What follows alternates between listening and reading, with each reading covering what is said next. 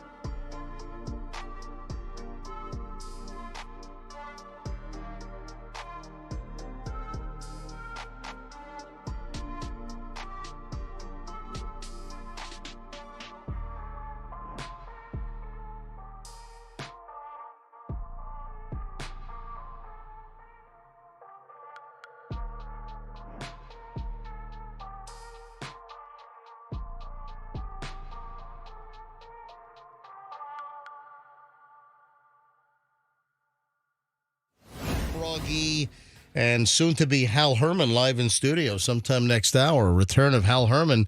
And this is really by request, listener request, email. Listener said, hey, where the hell has Froggy's Hal Herman character been? No, he's his own character. Yeah. Well, who's dinging? What's that ding? I just heard ding, ding. I just had a bright idea.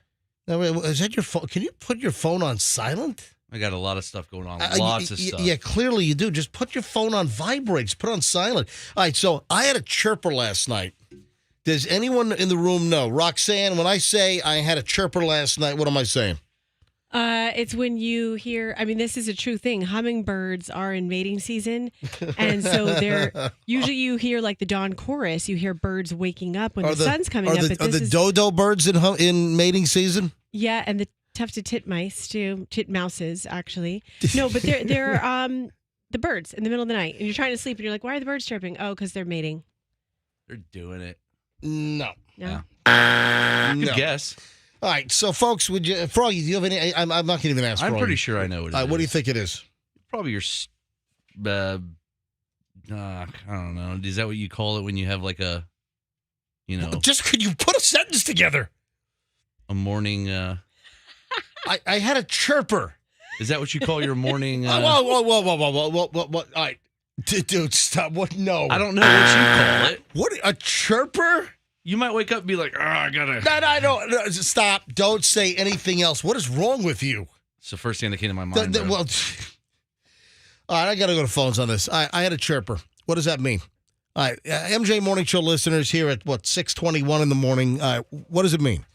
I just figured it out. I'm not going to say it. Okay, write it down then. Let me think. Let me see if you know. Write it down. You know why? You know why I figured it out? How? Because I heard it. I heard it. And I know it. I heard it and I know it. Write it down. Man, she is confident. Oh, my God. Roxanne is exuding unbelievable confidence right now. I heard it and I know it. I don't think she knows what it is. So 800-990-1047. 800-990-1047. When I said we had a chirper, what does that mean? We had a chirper last night. All right, are you going to show me the note so I can see if you're right or wrong? Hey, just hand me this. All right, hang on a minute. How'd you figure that out? Because I heard it. What do you mean you heard it? Like it went off in my head. I kept saying the word, and then the chirping happened in my head, and then I heard it. What the hell? And I just know that's what that is right. I'm not going to reveal because every line is ringing, so I want to go to. But I have your documentation of your guess. All right, so folks, I had a chirper last night. What does that mean? 800-990-1047.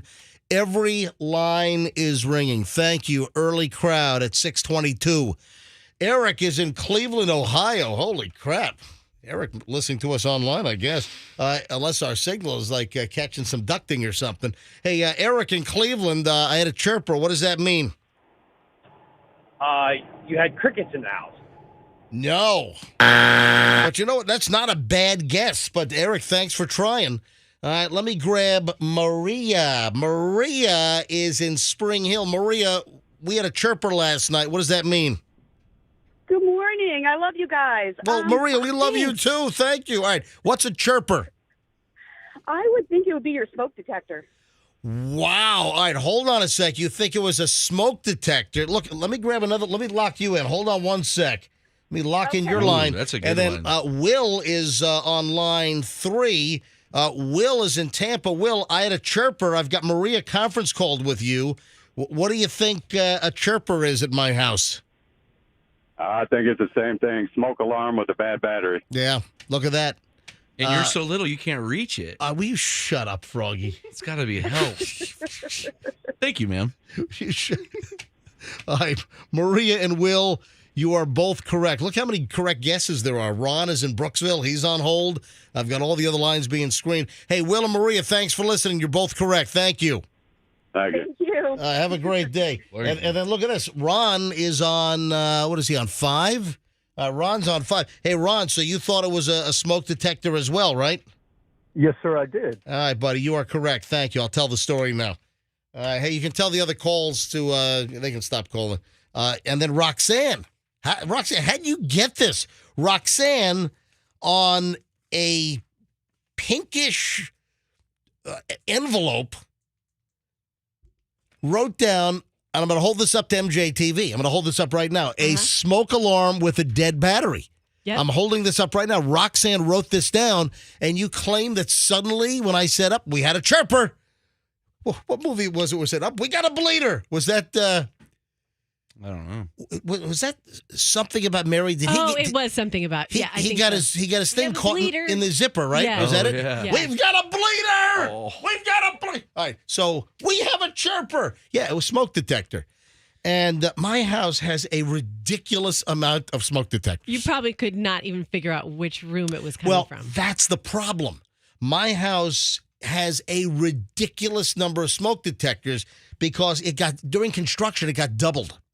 So what happened was the alarm company, our security system company, because we had a custom wire during construction, our alarm company, they put smoke detectors in the holes. Every single bedroom has a smoke detector. But then also our electricians, the electricians that wired our house, they also put smoke detectors all over the place. So our house got doubled up, which is, pretty damn safe. Now, one of the systems, I believe it was the electricians, that's like hardwired, and that's fed by, or maybe it's the alarm company. Anyway, one of them is hardwired, and it gets its power from the electricity in the house. The other one runs on battery, or I think maybe it's hardwired with a battery backup. And we have so many damn smoke detectors in the house. I mean, we'll be notified even before a smoke breaks out. I mean, 3 days before there's smoke in my house, I've got alarms going off because we got so many damn smoke detectors. So what happens is half of them have a 9-volt battery as, I think, a backup, and they last for a long time. But they let you know when the battery's dead, they start chirping. And let me tell you right now, I've been in my house since the summer of 2005. We moved into my house July 4th weekend of 2005. So we're coming up on, 18 years. This July 4th, it'll be 18 years, also Julian's birthday. And so Julian was 1 when we moved into our house because Julian was born in July 4th of 2004. So, and it never fails. When we have a chirper, when the 9-volt battery is going dead, why does it always start chirping at 2 or 3 o'clock in the morning? Always. Why doesn't it chirp at like 6:30 at night? No. Why doesn't it chirp at 4 o'clock in the afternoon? Why does every single chirper happen at 3 o'clock in the morning? And this one happened to be in Chloe's bedroom. And Chloe, she's doing an online Rutgers course right now for 4 credits. She's studying for the LSAT, because she's going to take the LSAT in August to try to get into law school because she graduates with her 3 degrees at UNH this fall. In December, she graduates early. She's early. She's done. She wants to be a lawyer? No, she wants to be a marine biologist. That's why she's taking the I was gonna LSAT. say, Yeah, a lawyer. Yep. Yeah. Less direct. So, path. I mean, she's busy, right? And she's working hard, and it's in her room. And the chirp is so freaking loud. I mean, I can hear it down the hall. You know, what'd be nice is when your hearing starts to go even more, and you won't be able to hear that range. So Her door was closed. Her And you door, could hear it and through you the can door. still hear the damn thing all the way down the hall in the master bedroom. Beep, Oof. you know, it's chirping. It's crazy, and it always happens at 3 o'clock in the morning. Hey, I brought the battery in. You want to see the battery? Oh, my gosh. yeah. Yes. Sorry. as long as it doesn't chirp. As I'm long as holding it's it up. Not connected. Please. I'm holding it up to MJTV right now. Andrew, what are you saying? You're rambling in my ear. What? What are you saying? Andrew, what are you saying? Hold on a sec. Andrew? Oh. Oh, no. Where do you get this? Andrew's playing us there. Yeah, Andrew's playing the sound effect of the chirp. And that's what it sounds like. And and it's trying to figure out where it's coming from. And sometimes you take them apart and take them out of the wall, and it's not that one. I've done that before. Really? So this is the battery. It's a Duracell 9-volt, and this has a date of December 2019. So if this has like a best buy date or a best use date of December 2019, I mean, is this battery from like 6-7 years earlier? I think the 9 volts have 5 years. So I'm guessing that I probably put this in 2014. And I know that some people, you should change your smoke detector batteries every year and or whenever you do the time change. Well, if you do that, that would be twice a year. But, I'm comfortable. My smoke detectors tell me when it's time to change the battery because they chirp at 3 o'clock in the morning. So this is the culprit right here. It is this Duracell 9-volt. I think I got my money's worth out of this thing. And by the way, guess what I just bought at Costco on Saturday? What? Just before I saw the lady with the crazy tight pants, the crazy tights, it was almost like she was dipped. You know what it was like? Like Dairy Queen. You know when they dip the cone in the ice cream at Dairy Queen and the chocolate, the cherry, and of course this came up recently because we had it very early on, the rumor that Dairy Queen was discontinuing the red cherry dip. That's what this lady at Costco looked like. And folks, if you missed this discussion on yesterday's show, I talked about this. I'm at Costco. I was there when they opened at 9:30 on Saturday morning last weekend, and I saw a woman, attractive woman, maybe, I don't know, late 20s, mid-30s, whatever, and she had on the tightest Lycra spandex pants. I've never seen it. Now, you're saying, well, wait a sec, Lycra, spandex, it was different. I'm telling you. The way her body was, she was in very good shape, and just the way that this lighter colored thing was clinging to her, I've never seen anything like it. It was the craziest thing, and I was asking yesterday, was she going or coming from a class? Or does she just want people at Costco to look at her crazy good body? No, nobody's, she's not thinking asking about for, her. No, I'm thinking people do that. Yes, they do. They do. Listen, Trader Joe's, for instance, I've talked about this. Trader Joe's, South Tampa. Doesn't matter when you go, there are 10 women in there with Lycra workout pants. It doesn't mean they're like, hey, look at my hot body. It just means that that's the outfit that they put on and they feel like they look good in it. And they're going to go about their day and run their errands. They don't need some creepatola staring at them. Well, I'm sorry. It was that obvious. Wow, and look how tight that is. Oh, my gosh. Talk about creepatola, and I talked about this on yesterday's show.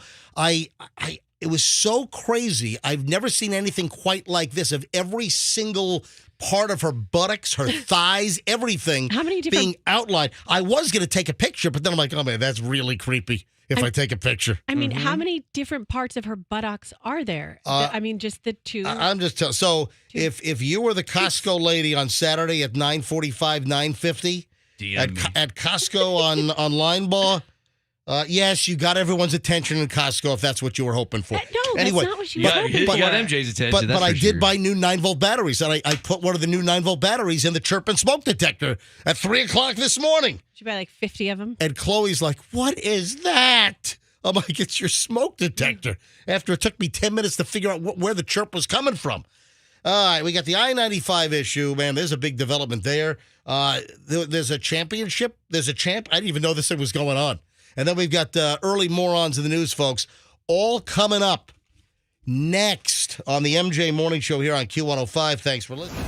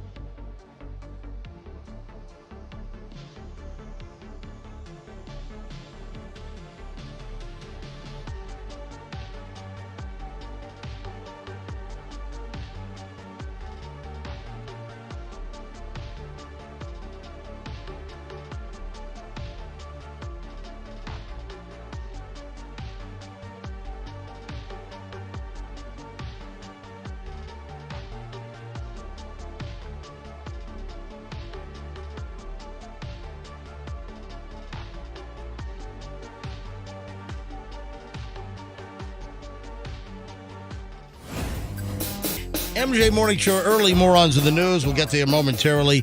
6:41. Hey, folks, thanks for being an early listener to the MJ Morning Show here.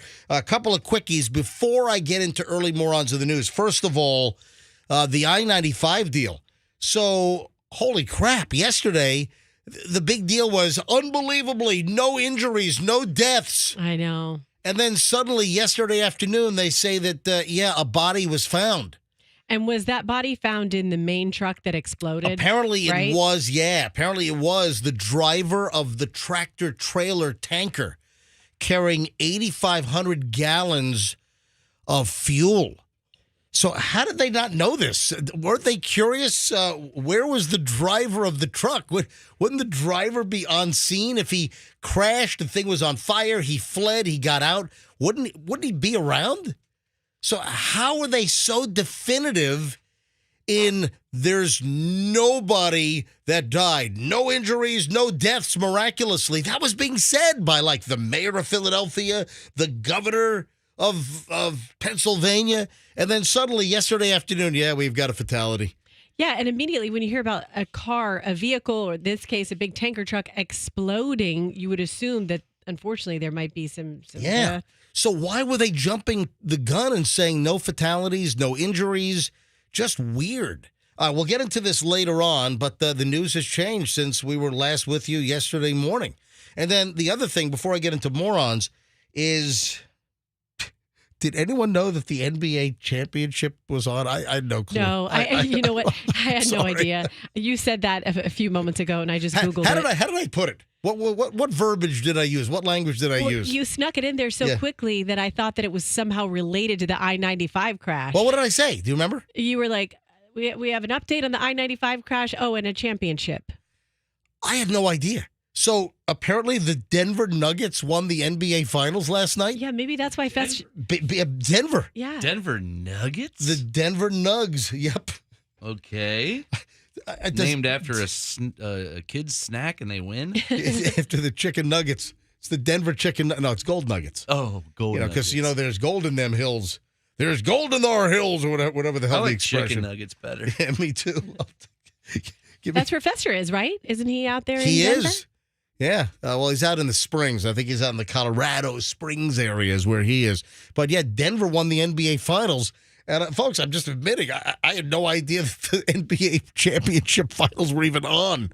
Who'd they play? They played the Miami Heat. So, that's that one guy's team. The Heat's going to be on in Miami later today. Yeah, got a little action going on in downtown Miami later this afternoon. Nope. What? No, because they lost. The Heat lost. I'm talking about Trump is making his appearance in federal court. Oh, gosh, that's newsy. I'm just sports and entertainment over here. I'm sorry. All right, early morons in the news. And how are how's the Panthers doing? What's the story with that? The Florida Panthers. Yeah, listen, when the lightning's out, I mean, I don't pay attention. I mean, I know, but aren't the NHL finals still going on? Like, what? Hey, Andrew, you're the hockey expert. What round are they in? It's like 97 games, 98 round, whatever. What round are they in the NHL finals? They're in the finals. Oh, so it is the finals right now. Yes, and they're playing the Golden Knights. All right, so the Golden Knights are Las Vegas. That's the expansion team. And so it's the Panthers and the Knights. And didn't I hear like the Knights have pulled ahead?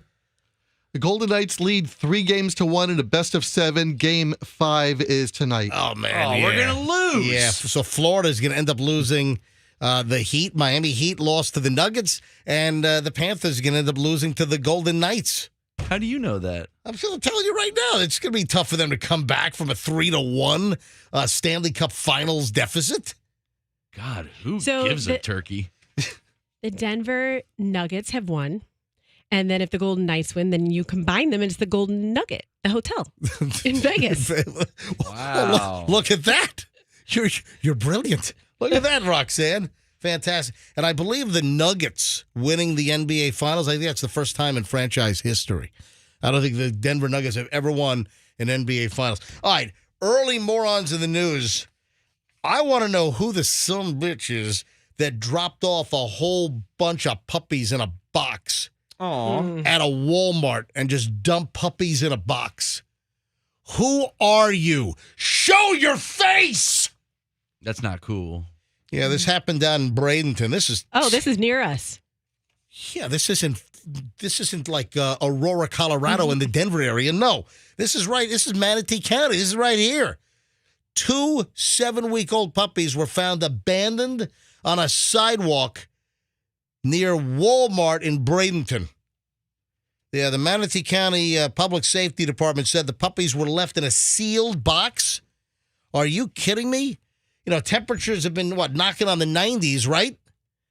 So somebody left 2 puppies, and they estimate the puppies to be 7 weeks old, in a sealed box. And they were left to just make it on their own.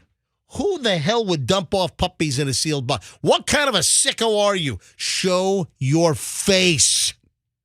Poor baby. I'm going to have Froggy kick it in with steel-toed construction boots. I have a pair in my truck right now. Yeah, this is just awful. This was the Walmart in Bradenton near 30th Avenue East and 50th Street East. And according to Manatee County officials, the puppies, they also tested positive for parvovirus, so they had parvo. Oh, no. And both of the puppies had temperatures of 106 degrees. Ugh. Now, oh my gosh. Human temp is 98.6. Well, that's kind of come under fire what the real average is or normal is.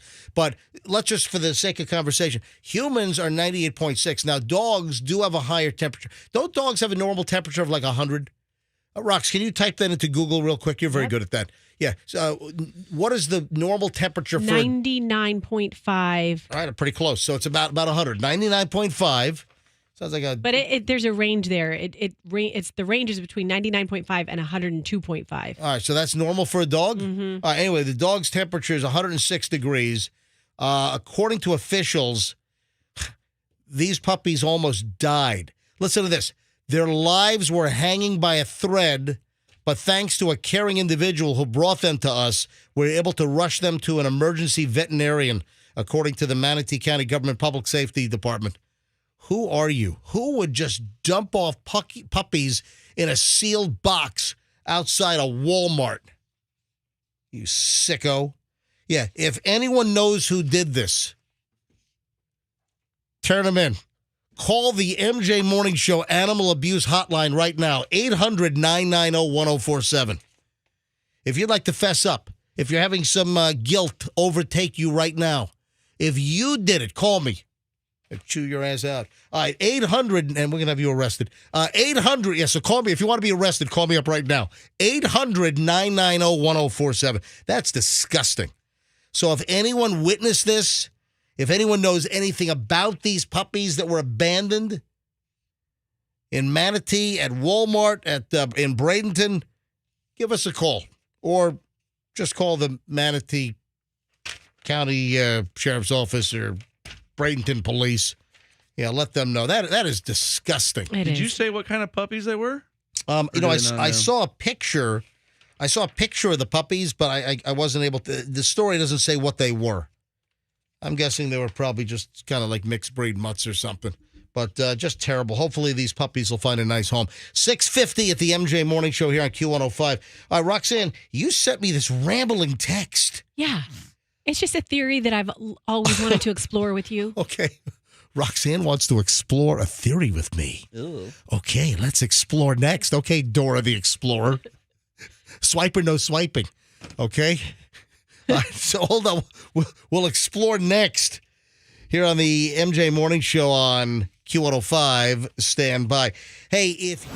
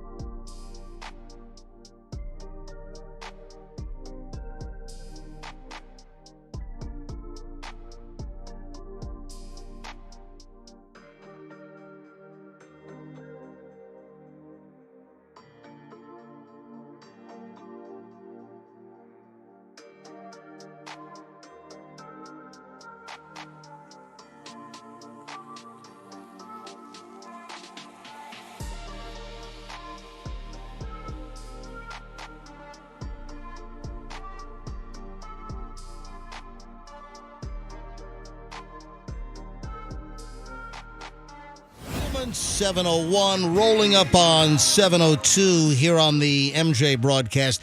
Hey, I also have a listener question based on, a little stretch of very uncomfortable audio that we played on yesterday's program. Remember the woman going nuts in the hospital out in Colorado? Remember that? Oh, yeah. And we played the audio of, she was such an angel. What was her name?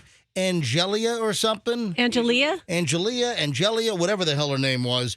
And I have a response from a listener. If you don't know the story, I'll get to that in a second.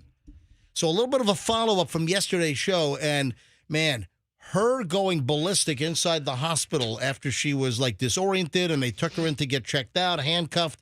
Well, something happened. A police officer has been fired over this. If you don't know the story, I'll tell you in a second. And then I think it's Bill. Hang on a minute. It was an IG direct message. Yeah, Bill. Bill in, where's Bill from? Bill in Hudson, Florida.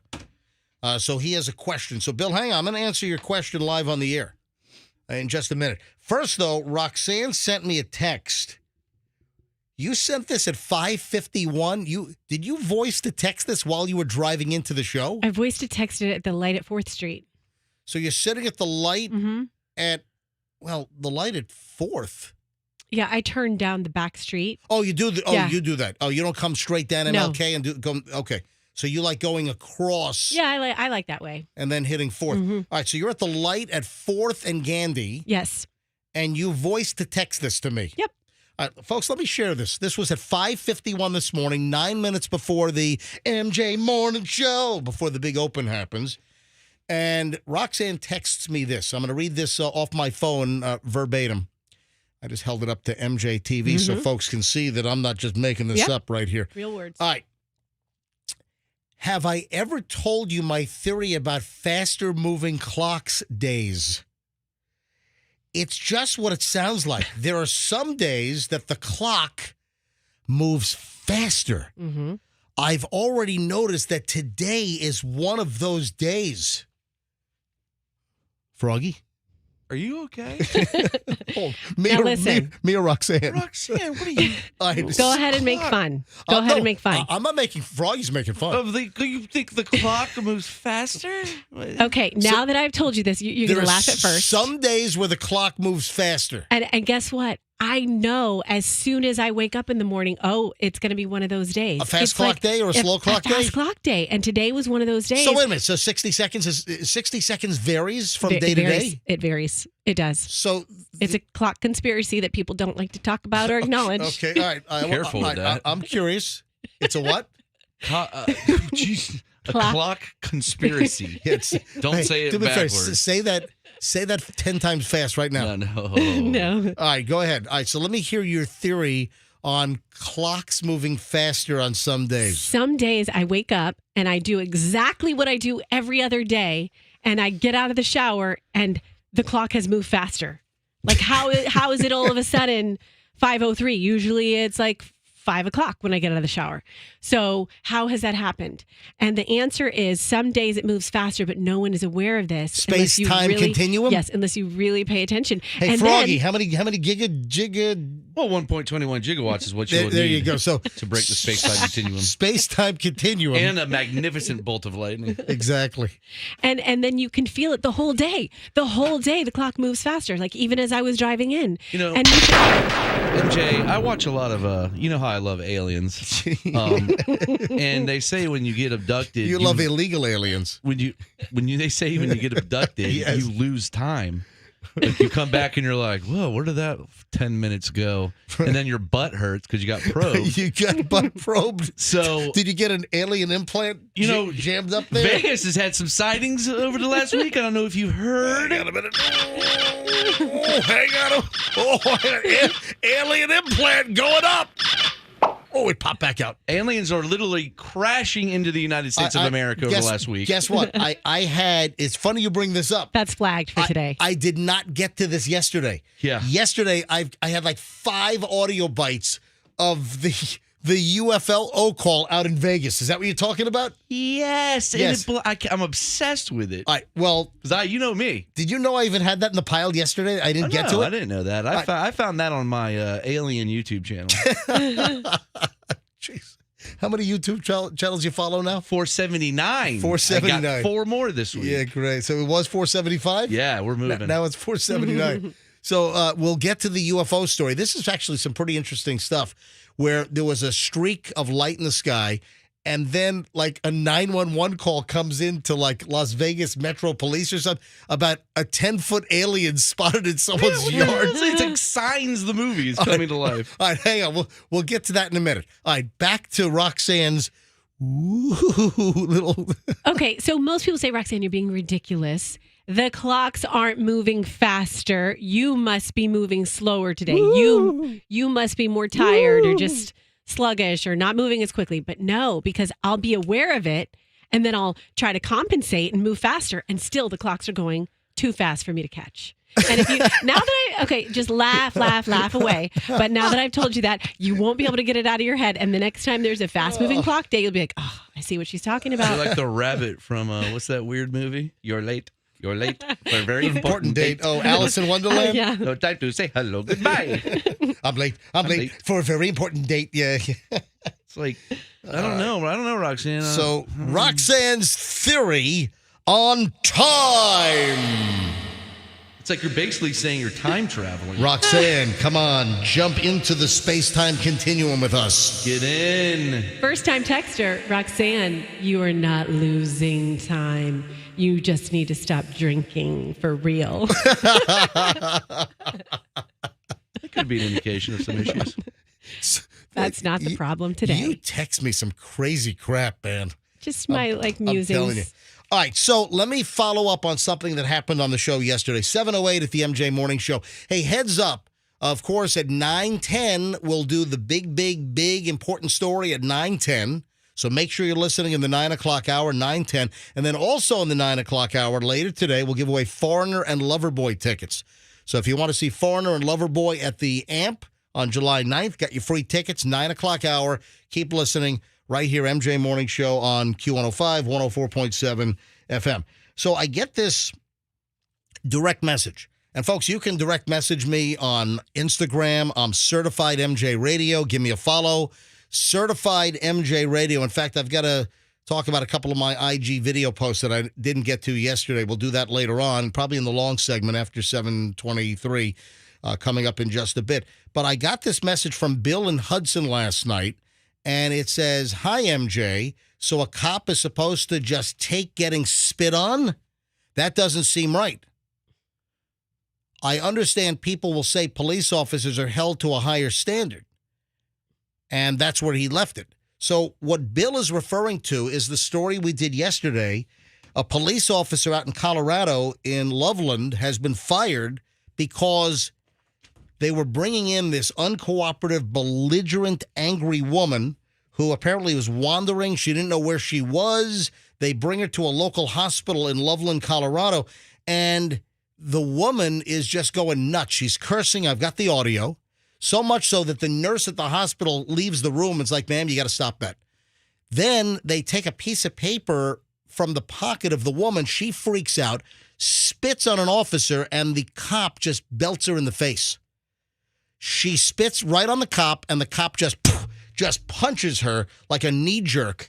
But you can't do that. So, Bill, listen. A cop is supposed to just take getting spit on. That doesn't seem right. Well, no, a cop should not have to take that, but it's one of the hazards of the job. But a cop cannot respond by hitting the woman in the face. And the police chief, they fired the cop right away. And then another officer that was in the hospital pulled that officer back. The minute the officer hit the woman, the other officer pulled him back, sent him out of the room to de-escalate. And the police chief out in Loveland even, commented on the good job that the officer did. Anyway, this is the audio of the woman going ballistic. We played this late in the show yesterday. There are so many bleeps in this thing. We think we got them all. Don't spit. Oh, hey. Don't See what he does? Back off. See what he does? Back off. Hits me. Hits me. I want video of that. I want video of that.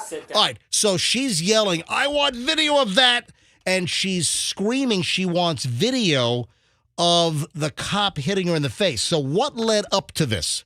Let me play a little bit of this audio, and it's like 1:45 seconds. Listen. Hey, give it back to me, you. It has your property. Hey, I can have it. Angela, yeah. Why can't I have a piece of Because they have paper? policies here. You Then can't take my pants off too. Take my shirt off. Give me my piece of paper. Why can't I have a Hey, piece of Why can't I have the paper, you piece of All right, so you hear the other woman? That's the nurse at the hospital saying, Angela, calm down. And then nurse finally has enough and just leaves the room. Angela. You enjoy the Fifth Element. Hey. You wouldn't even know you Angela. swine piece of Continue to So I'll behave tell you this what way. brings me in here today. Do I not was spit walking and do down not the get- street. I will not tolerate these that. Come up. She's already spitting on the floor before she spits right on the officer. Calm down. I will Put not sit here. handcuffs on me as you see. They took a piece of paper right out of my hands, bitch.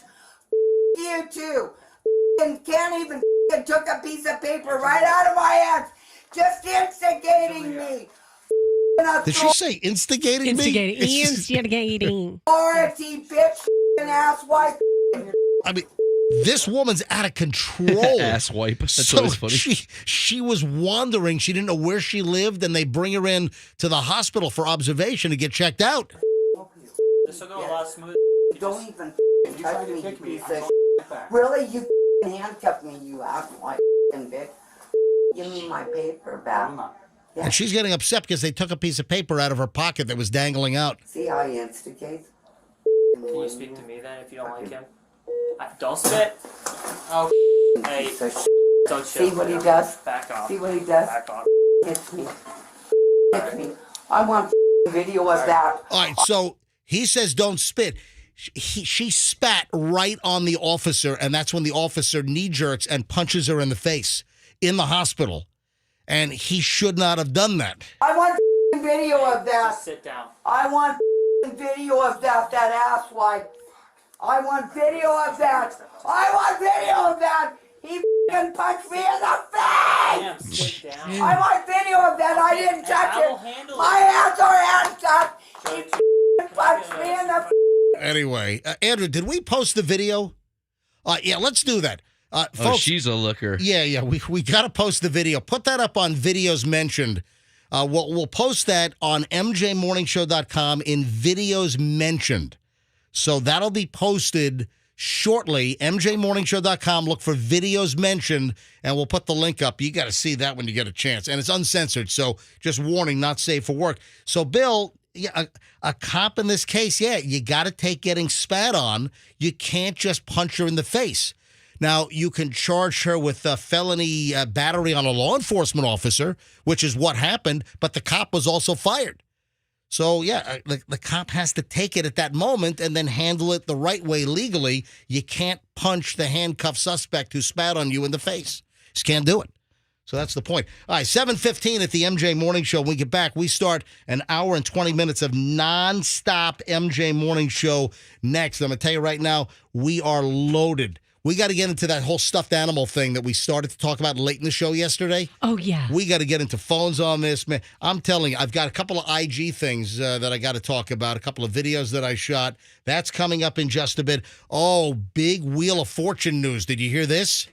Wow. Talk about a game changer. Wheel of Fortune. Holy. All right, that's just scratching the surface. We're back in minutes on the MJ Morning Show here on Q105. Don't move. Want to talk about something?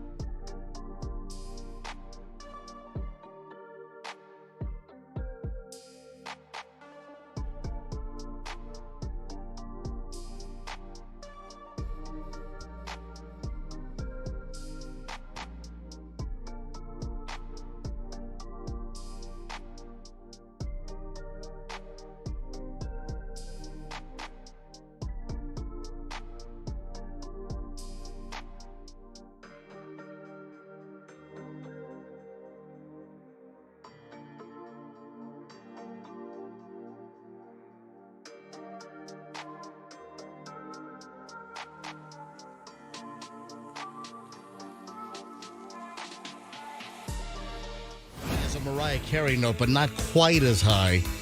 All right, 7:26 of the MJ Morning Show. Here we go. We're starting an hour and 20 minutes of nonstop MJ Morning Show. Boom, right now.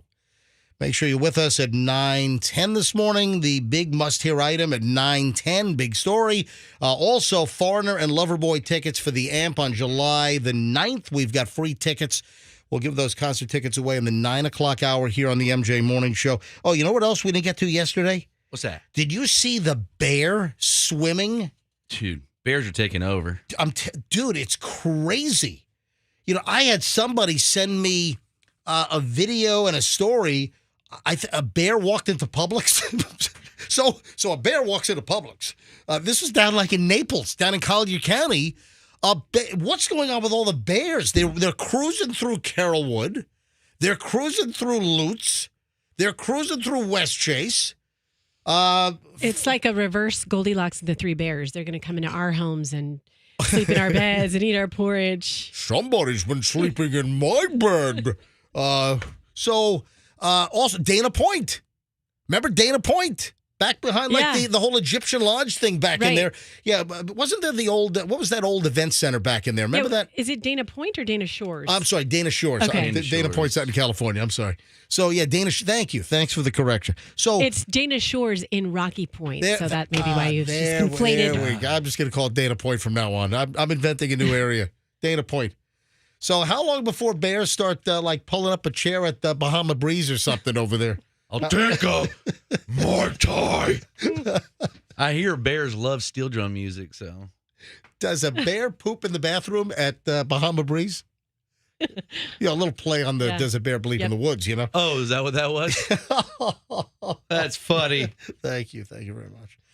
So there was video of a bear just swimming and just motoring past swimmers, just walking onto the shore, getting onto the beach.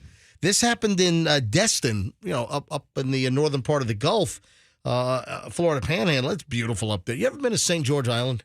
No. God, that is so nice up there. If you haven't been if you're looking for a great weekend or long weekend getaway or something, St. George Island is it's amazing. And where's that again? It's in the Panhandle, you said? Yeah. Okay. Yeah. So, I'll tell you. Would you like some driving directions? Should I send that to you? It's a 5 hours. Oh, that's a drive. That's kind of a drive. Yeah. So, man, the sand, the beaches, it was so pristine. It was like the white sands of New Mexico, but on the Gulf of Mexico. Ooh. Yeah. I've never seen the white sands of New Mexico. Yeah. So Gulf of Mexico, it was just, so if you've never been to St. George Island, I'm telling you, it's a barrier island, and it's, right off of, I guess it's near Apalachicola.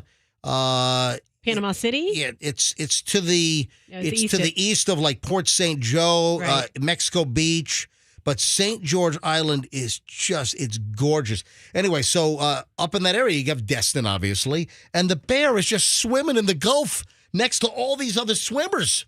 And just kind of swims ashore, People are just getting all close to him? I know. What are you doing? That's a bear rip your face off. And somebody happened to have a jar of honey. And the bear said, I can't do Winnie the Pooh voice. Winnie the Pooh had a very weenie voice. He did. For a bear. Yeah. So the bear story. Okay, I see St. George Island. I said it was east of Panama City. It's west of it.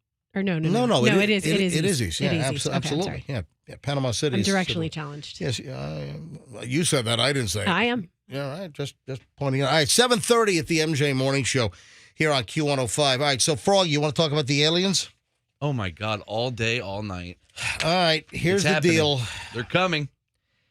A Vegas family reported seeing aliens.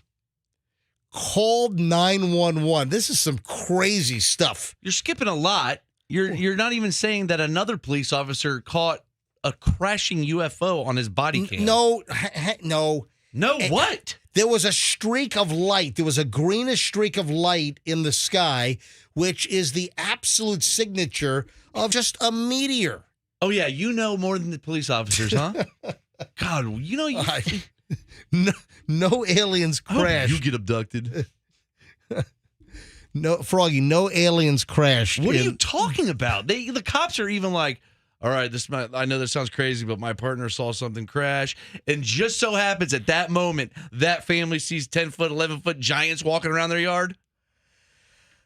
Yeah, what a coincidence. There's a green streak. It is a meteor streaking across the sky. And then a family calls 911 claiming they saw a giant 10-foot tall alien monster in their yard. Two of them. All right, I want to know how much tequila they were drinking. Dude. That's come okay, on. did I tell you what happened to me recently? Oh, no, you saw a 10-foot alien, No. let me guess, in Citrus Park. No, What? but I was at a party, and this was a kid's birthday party. This was this wasn't like. But you're still getting hammered. You're still getting all liquored no, up. yeah. No. Okay. You drove there, but you had to take an Uber home, right? Hey, No. kids, get in the Uber. Mommy's car's broken. All right. That would be funny if the kids constantly thought that. Have you ever done that? No, You're I've the one never who has done to take that. the- Have you ever Uber. called for a ride? You Well, go to I mean, I go called- to a kid's birthday party and you're getting hammered with the other mothers. Come yeah. on, that's happened. I plan Admit- in ad- advance for that. Admit. Take a couple shots in the car. Mommy, why are we taking an Uber? Usually, I have. I got the a flat moms- tire. Right? Yeah. Oh, yeah. she's Exactly. got a blood alcohol for 0.21. All right, I'm sorry. Go ahead. So I was at this party, and I'm talking to this, just woman for the first time. She's very put together, lovely, lovely person, and she is from out west, Joshua Tree. And Love that album. Are you familiar with that area? With or without you. I love you, Bono. With or without. But Where the streets have no name. Was that also that album or no? Probably. Was that a different one? That might have been a later album, actually. Okay. Yeah. So you know where Joshua Tree is, right? Yes, I do. Okay, in California. I've seen tumbleweed out there. Yeah. Right. And lots of Joshua trees. And so she started talking to me about aliens. And she's like, Roxanne, it's not even Whoa. When Yeah. was this? at a birthday party. Just recently? Probably like a month ago. So a woman's at the birthday party that you're at, Met her for the first time. and she had a kid at the birthday party. She did. And she was from California. She was in town visiting. Okay. She lives in Joshua Tree. Okay. She's related to one of the people, the birthday girl. Right. And so in any case, she said that she sees aliens out there. She's seen them before. Everybody sees aliens in Joshua Tree. No, they don't. And that it's just so commonplace that it's not even a big deal. Did she take an Uber home? No, but I was like kind of incredulous as she's telling me all this. She's like, yeah, one time I looked over, it was nighttime, and I looked over and I saw this giant alien. No, she did not. Okay. You're Dude, having a why don't conversation. You're such a naysaying ass. I'm tired of it. There are aliens attacking our Earth as we speak, and you think it's meteors. What an idiot. All right, so where did this end up? So you meet this new mom for the first time, Yeah. and she's talking about seeing aliens all the time in Joshua Tree. Yes. But my point is like we had a 30-minute conversation leading up to that about things that made her a completely credible person. Right, like and 30 things minutes you would prior to talk that, were you about. guys doing Molly? What were you doing?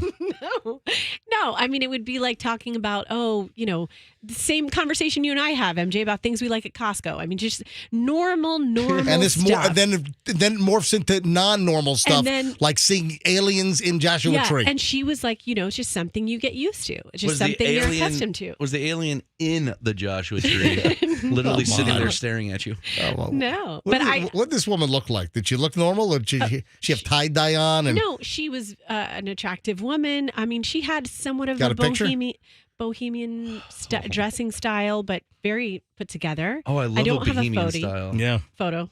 I can't talk. did but she anyways, look like one of Charles Manson's little followers? No, Okay. no. But I did say to Doug when we left, I was like, "Did you hear her just talk about it? Like that was like commonplace." And he's like, "Yeah, they smoke a lot of that stuff out there." Roxanne." That's what he's smoking peyote or whatever, right? All right, here we go. Let me tell the story now. Are you done with your alien birthday party, mommy? Yes, I am. What was her first name? I can't remember. Really? No, I cannot remember. No, I'm not. A Las, Sort of like Stargaze or something. a Las Vegas area family reported seeing aliens roaming their backyard after what they claimed was an alien crash landing. But something was caught on body cam video, on a police body cam. So this happened back in May, but it's just being reported now. After Las Vegas Metro Police released a bunch of footage related to the case, the family, who hasn't been ID'd, they called 911 on May 1st to report seeing two massive beings standing at 8 to 10 feet tall roaming their backyard. Yeah, I mean, come on. What do you think? That's a coincidence? They say that the ETs made their way into their backyard after what they described as a loud crash nearby, part of which was captured, or the streak in the sky was caught by the body cam footage taken by one of the responding officers that night. There's a bright green glowing object descending from the sky. It was inadvertently recorded by the police body cam. It appears another unit came out to further interview the family after the cop reported seeing the object, giving credence at least to the story about something in the sky. But again, it's a signature. I've seen tons of streaks and meteors, and you have the meteor shower, the Perseid meteor shower, like in August or wherever the hell that thing is. And we've watched. First, we're out in Colorado, for instance. I used to have I sold it, but I used to have a whole bunch of land out near Vail and Beaver Creek, in Edwards. And summertime, when we're out there, you just go up to the property, kind of lay out a blanket, and there's no light pollution, and it's just amazing. You see all the shooting stars all over the place. Oh, how romantic! But hang on a minute. One of the best meteor objects I've ever seen was actually right here in South Tampa. Really? Yeah, I was with Chloe. We were going door to door. It was like 7:30 at night. It was already dark out, so it wasn't like spring or so. We're selling Girl Scout cookies, so that means it must have been like January, right? Mm-hmm. So it was, we're still in standard time, so the clocks didn't go ahead. So it gets dark early. It's wintertime, and we're selling door to door Girl Scout cookies, and we're on my street. And we're going up to a door. I know exactly whose house it is. I'm not going to say. And we're going up, and out of the corner of my eye, I'm like, what is that? And I quickly turn, and there's this massive, like bright green glow stick type glow of a streak across the sky. And this was over Tampa Bay. So this was in like the southwestern sky, or southwestern sky. I can give you a compass heading if you want, Froggy. Would you like that? Please. So no. All right. So a massive green streak, and it was long, and then it just disappeared. But that was that wasn't an alien, and it's the same type green streak that shows up on this body cam. So this is like feeding all of the UFO wackos, all of the Area 51 wackos out there, that the streak was caught on the police body cam. The family, after seeing the object and hearing a crash, they see 10-foot aliens in their backyard. Come on. You know what? Oh a lot of times when people see things and they believe them to be UFOs, you know what the explanation is, right? Why don't you tell me? Really high-tech stuff that our government has, or Air Force has, or different types of, planes or flying objects that we aren't even aware that technology exists. Sometimes, like, for instance, like out near Vegas, you've got Area 51. Right. And testing allegedly goes on out there. So I'm sure there are tests in aircraft and secret missions that happen where people think it's alien stuff, but it's not. There's an explanation for virtually everything. All right, so here's some. Oh, Froggy, are you grumbling at me? Because you're grumbling at me. You think we're alone in this world, huh? No. You think you're so special? No. Listen, I don't think we're alone in the universe. I think if there are billions and billions and billions of stars and billions and billions and billions of planets, that I think we'd be foolish to think that we're all alone. The question is, have we been visited? Are we visited right now? I just don't think so. And I don't. All right, so here's some of the audio. You're going to wake up with a probe just. So the family that saw the 10-foot creatures in their backyard in Vegas, they called 911. I swear to God, this is not a joke. They're like 9 foot, 10 foot tall. They look like aliens to us. Big eyes. They have big eyes. What are you laughing at? This guy's horrified. Come on, they've been through 5 bottles of tequila. Come on. I swear to God, this is not a joke. They're like 9 foot, 10 foot tall. They look like aliens to us. Big eyes. They have big eyes. So that's part of the 911 call. So then the cops go out. Las Vegas Metro Police, they go out after that guy calls 911 and says there are 9-foot aliens or whatever he said. What did he say? I swear to God, this is not a joke. They're like 9 foot, 10 foot tall. They look like aliens to us. Big eyes. They have big eyes. 9 foot, 10 feet tall. All right, so listen to this. The police show up. Did you see it? Huh? Did you see it? Yeah, me and him saw it. What'd you see? It was like a big creature.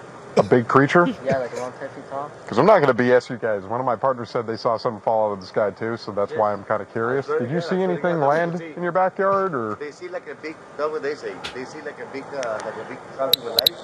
Can we go outside? I have a big there in the back. You can see.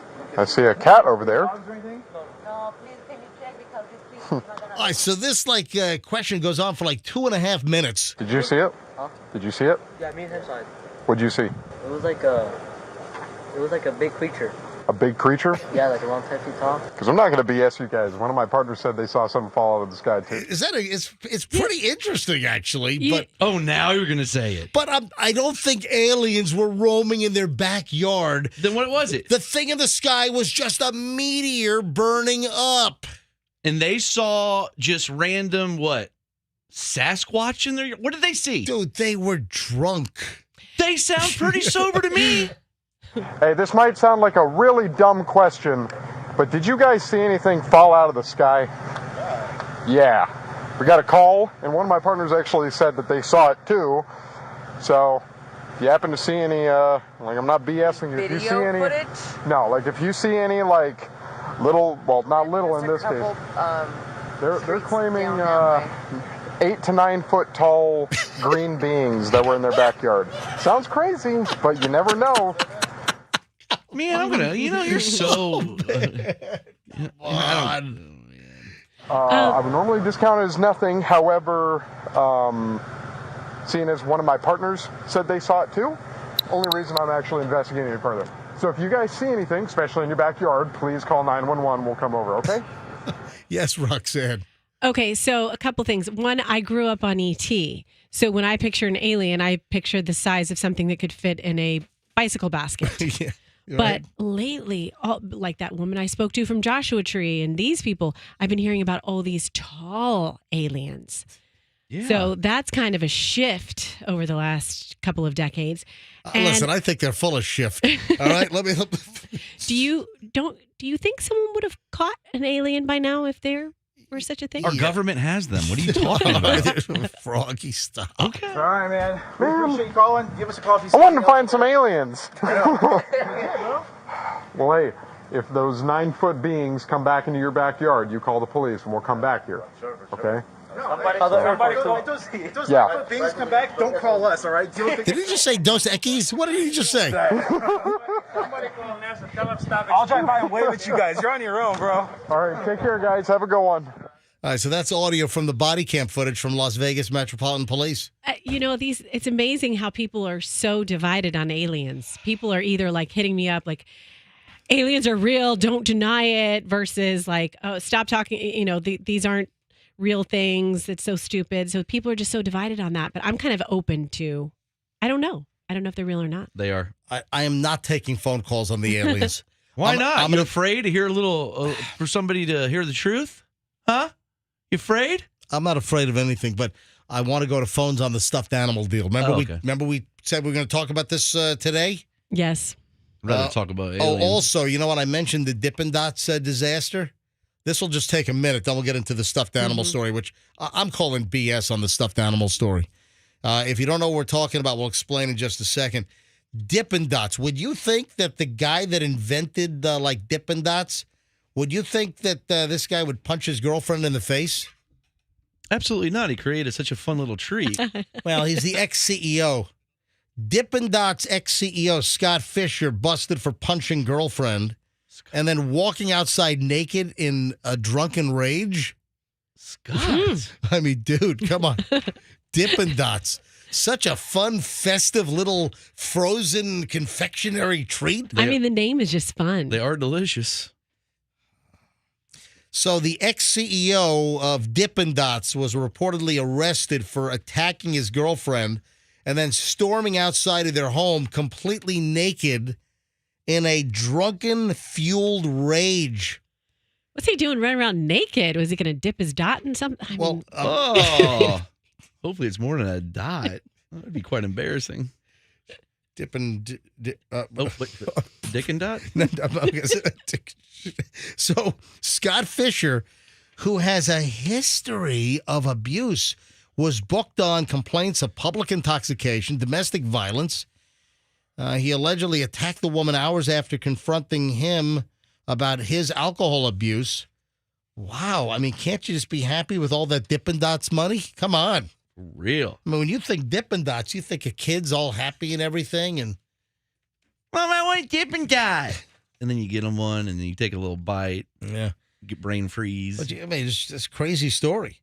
The chased her into the living room. How much money does this guy Threw have? her over the couch. I don't know. I don't have a financial statement here, but the house looks pretty nice. I mean, if he's the king, he's the Dippin' Dot Baron, he must have a lot of cashola. Cops showed up, strong odor of alcohol on the guy. Did they ever make any alcoholic Dippin' Dots? Are there any whiskey Dippin' Dots? Dippin' Drunks? Any kind of marketing ties in any like Coors Light Dippin' Dots or anything? That's a good idea, actually. Yeah, how about that? Some Jameson Irish whiskey Dippin' Dots. Now we're cooking with peanut oil. Now I'm talking, huh? Sounds good. Now we're talking. We kind of steer clear of Dippin' Dots in our household because we had a bad Dippin' Dots experience. Whoa, what happened? Oh, no. Hang on, but then we got to get into the stuffed animal situation. I'll make I it got to quick. hear about this. So is this like breaking news? It was traumatic. All right, ladies and gentlemen, apparently a really bad Dippin' Dot experience at the Roxanne household. What happened? We were at Busch Gardens and we got my daughter Dippin' Dots and we walked, however many 10 minutes away from the Dippin' Dot stand and we had the Dippin' Dots and she dropped the whole thing. And I think she was like 3 years old at the time. I feel like I had both kids. Did she go into a meltdown mode? Guys, it was her most epic of tantrums. And which one was this? This is Evelyn Jade. This is when she was 3. This is the older one. Yes. Right. And she's 6 now. She's 6 now. We don't have tantrums anymore, but obviously she's older. But this was like nothing I've ever experienced. She went nuclear. And Doug and I had her in the stroller. Were the Dippin' Dots like all over the ground and everything? Yeah, they were all over the ground, Right. and she lost her mind. And I don't know why we didn't go back and get some because the park was closing and it was, a 10-minute walk the other way. And we're like, no, we're just going to have to go. She couldn't handle it. And so why we don't you had say, to, all right, listen, we'll stop at Mel's Hot Dogs, okay? All right, we'll stop at Mel's, leaving Busch Gardens. All right, we'll stop at, come on, it's okay. that was our one experience We'll where get some Dippin' Dogs. Yeah, Dippin' Dogs at Mel's. we needed something. It wasn't nothing. I'm going to buy Mel's. Let's do it. Let's buy Mel's. Mel's is for sale, by the way, because they're retiring, but they want someone to continue. How much? I think I heard like $28,000. Oh my God, I can't afford that. Mel's is where you go after Busch Gardens all the time. Yep. That's the spot. Anyways, I thought that people were going to arrest us because for kidnapping a child because she was in her stroller. Were you dragging her? We had to put her in the stroller and she was she bucking. was she putting her feet down trying to stop the stroller? Yes. And she was like bucking like a wild bronco? Screaming at the top of her lungs. God. It was the most horrific temper tantrum she's ever laid on us, And you will remember this for the rest of your life. Yeah. So Dippin' Dots left a very bad mark. Yeah, we just avoid them. So now no Dippin' Dots, No. right? Mm-mm. No, I mean, they're yummy, but I don't Do want to. they sell Dippin' Dots in the supermarket? Dude, they have Dippin' Dot machines that you could just buy one out of a machine and get. And yes, they are in a supermarket as well. Do they? I didn't know that. I mostly see them at amusement parks and at concession stands at sporting events. They hurt your teeth sometimes. You just don't think of like the Dippin' Dots, the one of the ex-CEO of Dippin' Dots. You just don't think about him like, drunk and naked and smacking his girlfriend in the face, Right. It's like one of the Wiggles doing it. Yeah. It's like, or like Bert or Ernie from Sesame Street or something. Dude, Ernie has been beating his wife for years. You didn't know that? Please stop. Ernie's a jerk. Ernie's not even married. I think Bert and Ernie are I think they are. I think they're a couple. You think? Yeah, I think they are. I think they are. I never realized that. All right. So moving on to the stuffed animal story. Now, This made the show late in the program yesterday, and I said, listen, I'm just going to mention this, but we're really going to get into this on tomorrow's show when we have time. I want to take some phone calls. And I saw this item, and this is one of these study finds deals, and I'm like, come on, this is crap. 40% of adults still sleep with a childhood stuffed animal. I'm calling BS on this. I don't believe this for a minute. They claim that a recent study of 2,000 adults here in the United States who live with a partner discovered that when it comes to being a considerate co-sleeper, there are some bedtime rituals which include stuffed animals. Now, this was a one poll done for Serta Simmons Bedding. Is Serta the perfect sleeper? Is that their slogan? Yeah. Serta the perfect sleeper? Anyway, they commissioned this study, and the claim is that 40% of adult Americans claim they still sleep with a stuffed animal. A childhood stuffed animal? Get out of here. There is no way that, I'll tell you what, if this is accurate, I'll eat a stuffed animal. No, not a stuffed animal. This is absolutely completely false. I'm sorry. Yeah, who did they survey for this? I don't know, but I don't buy this for a minute. So I want to go to phones on this. 40% of adults still sleep with a childhood stuffed animal? Get out. No freaking way. Or as Peter from Family Guy would say, no freaking way. And if you do, you're a weirdo.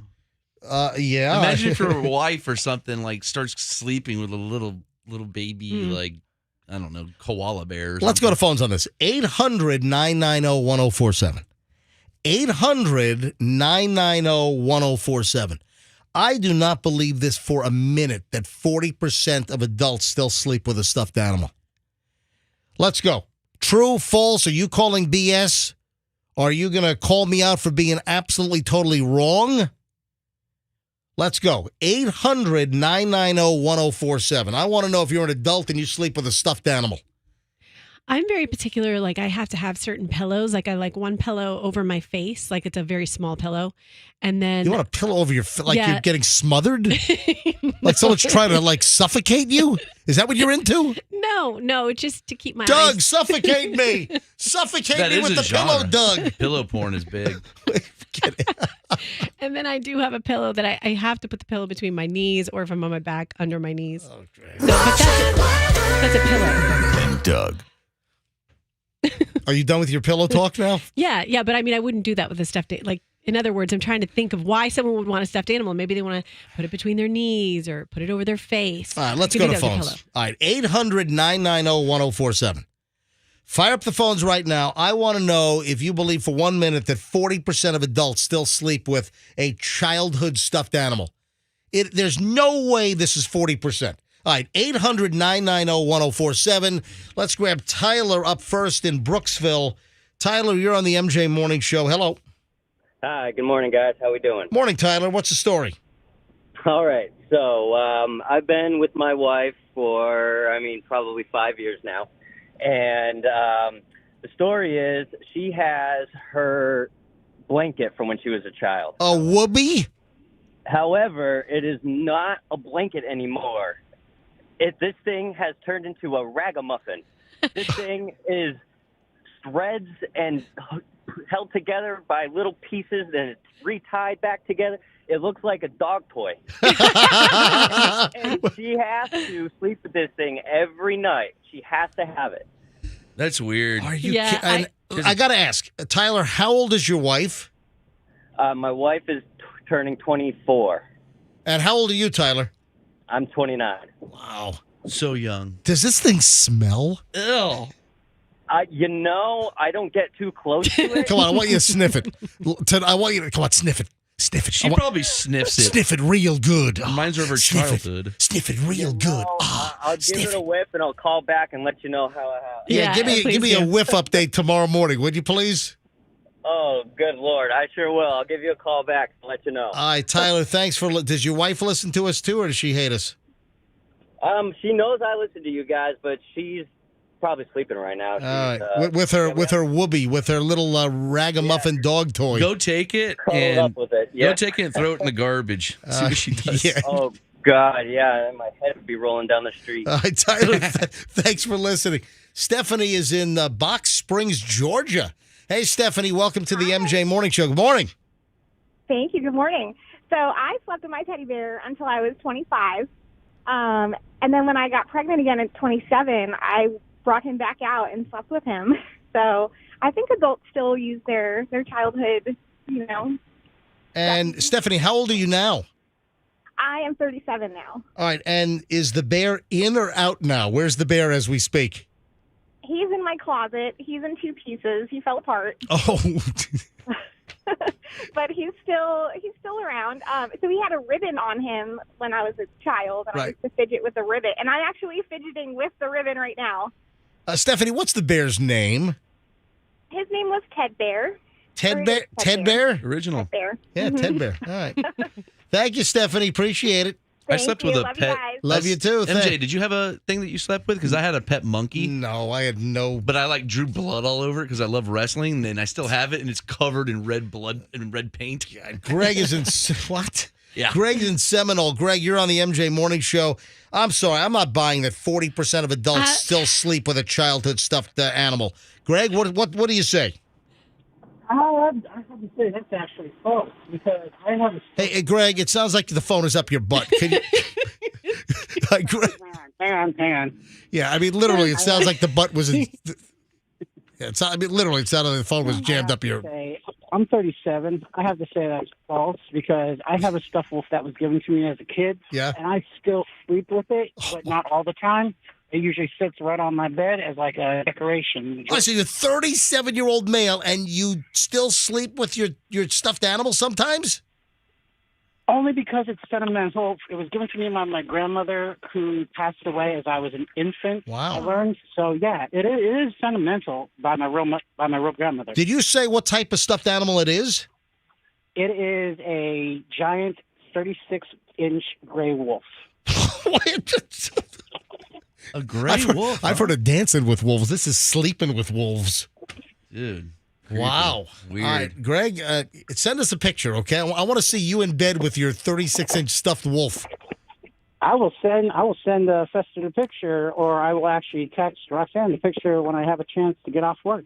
Hey, Please do. Do we get the pictures on our text line? Okay, sure. Yeah, send it to 800-990-1047 when you get a chance, okay? Will do. Thanks, Greg. Appreciate it. Man, I'll tell you. Now, we're getting a lot of calls of people that use stuffed animals or still sleep with them, but it doesn't mean it's 40% of all adults. Well, we're getting about 90% of texts, people who sleep with them. Really? All right. Sandy's, look at the phones on his. Phones have blown up. Sandy's in Tampa. Hello, Sandy. Hey, Sandy. Sandy. All right, Sandy, you're on the MJ Morning Show. Hi. Hi. All right, do you sleep with a stuffed animal? I don't, but my granddaughter does. And I gave it to her when she was 3 years old. And how old is she now? 27. Wow, and she's still sleeping with it? Well, I gave it to her when she was 3, and it's a recording that I love you, and I told her don't ever give it away. And she's a dancer at Columbia Restaurant, so she's pretty, well, mature, but... Wow. Yep. All right, Sandy, thanks for the call. So there were 27-year-old sleeping with the stuffed animal. Richard's in Largo. Richard, you're on the MJ Morning Show. Hi. How you doing? Doing fine. All right, so what do you have to say about 40% of adults allegedly sleeping with childhood stuffed animals? I think that's ridiculous. Yep. I've never seen anybody sleeping with their stuffed animals. So if Well, again, we got a lot of calls that are calling in saying so. they're not doing it when they're having people over in their bed. I have a stuffed animal since I was 2 days old, which I keep in my bedroom looking at my bed, but I don't sleep with it. It would fall apart. Why would you do such a thing? All right, but Richard, you have a stuffed animal that you've had since you were 2 days old? 2 days old. And how old are you now, Richard? I am 40. Wow, and are you married? I am. What does your wife think of this stuffed animal staring at you in bed? Well, actually, I'm married to a man, and he actually sleeps with a stuffed animal as a pillow. Okay, all right. You guys are soulmates. You're stuffed animal soulmates. My God. So we got 2 stuffed animals in the bedroom. All right. It's not a childhood stuffed animal. It's one I bought him. Richard, thanks for what type of stuffed animal did you buy him? It's a huge stuffed bear. It's like the size of him. Like the ones that are running around Carrollwood and Lutz, and it's Cocaine Bear. Richard, thanks for the call. Kelly is in Bradenton. Kelly, what do you have to say about adults and stuffed animals? Well, I would have to say this is true, MJ, because my sister still has her original Winnie the Pooh, missing eyeballs, all sewn back up, that she still sleeps with, and she's 55. Are you kidding me? Nope. She's got 3 grown adult kids. She's got all kinds of grandkids, and she will not sleep. She will not go anywhere without that bear. All right, a couple more calls. Thank you, Kelly. All right, Andrew, I see all the lines are ringing. 2 more. Just 2 more. I'm going to take Tony in Plant City. Tony, that's a Tonie. Hello, Tony. Welcome. Hi. How are you? We are well. All right, Tony. So what's the story? So I have a bear. It was given to me in 1st grade, and I'm 53, and I still sleep with this bear. And it has no eyes. My husband actually sews the holes up in it for me when I get a hole in it. Can I? Is that a cat meowing? Yes, I need to drop my cat off, but when I heard this... Is the cat driving? Oh, my God! It's Toots is the driving cat!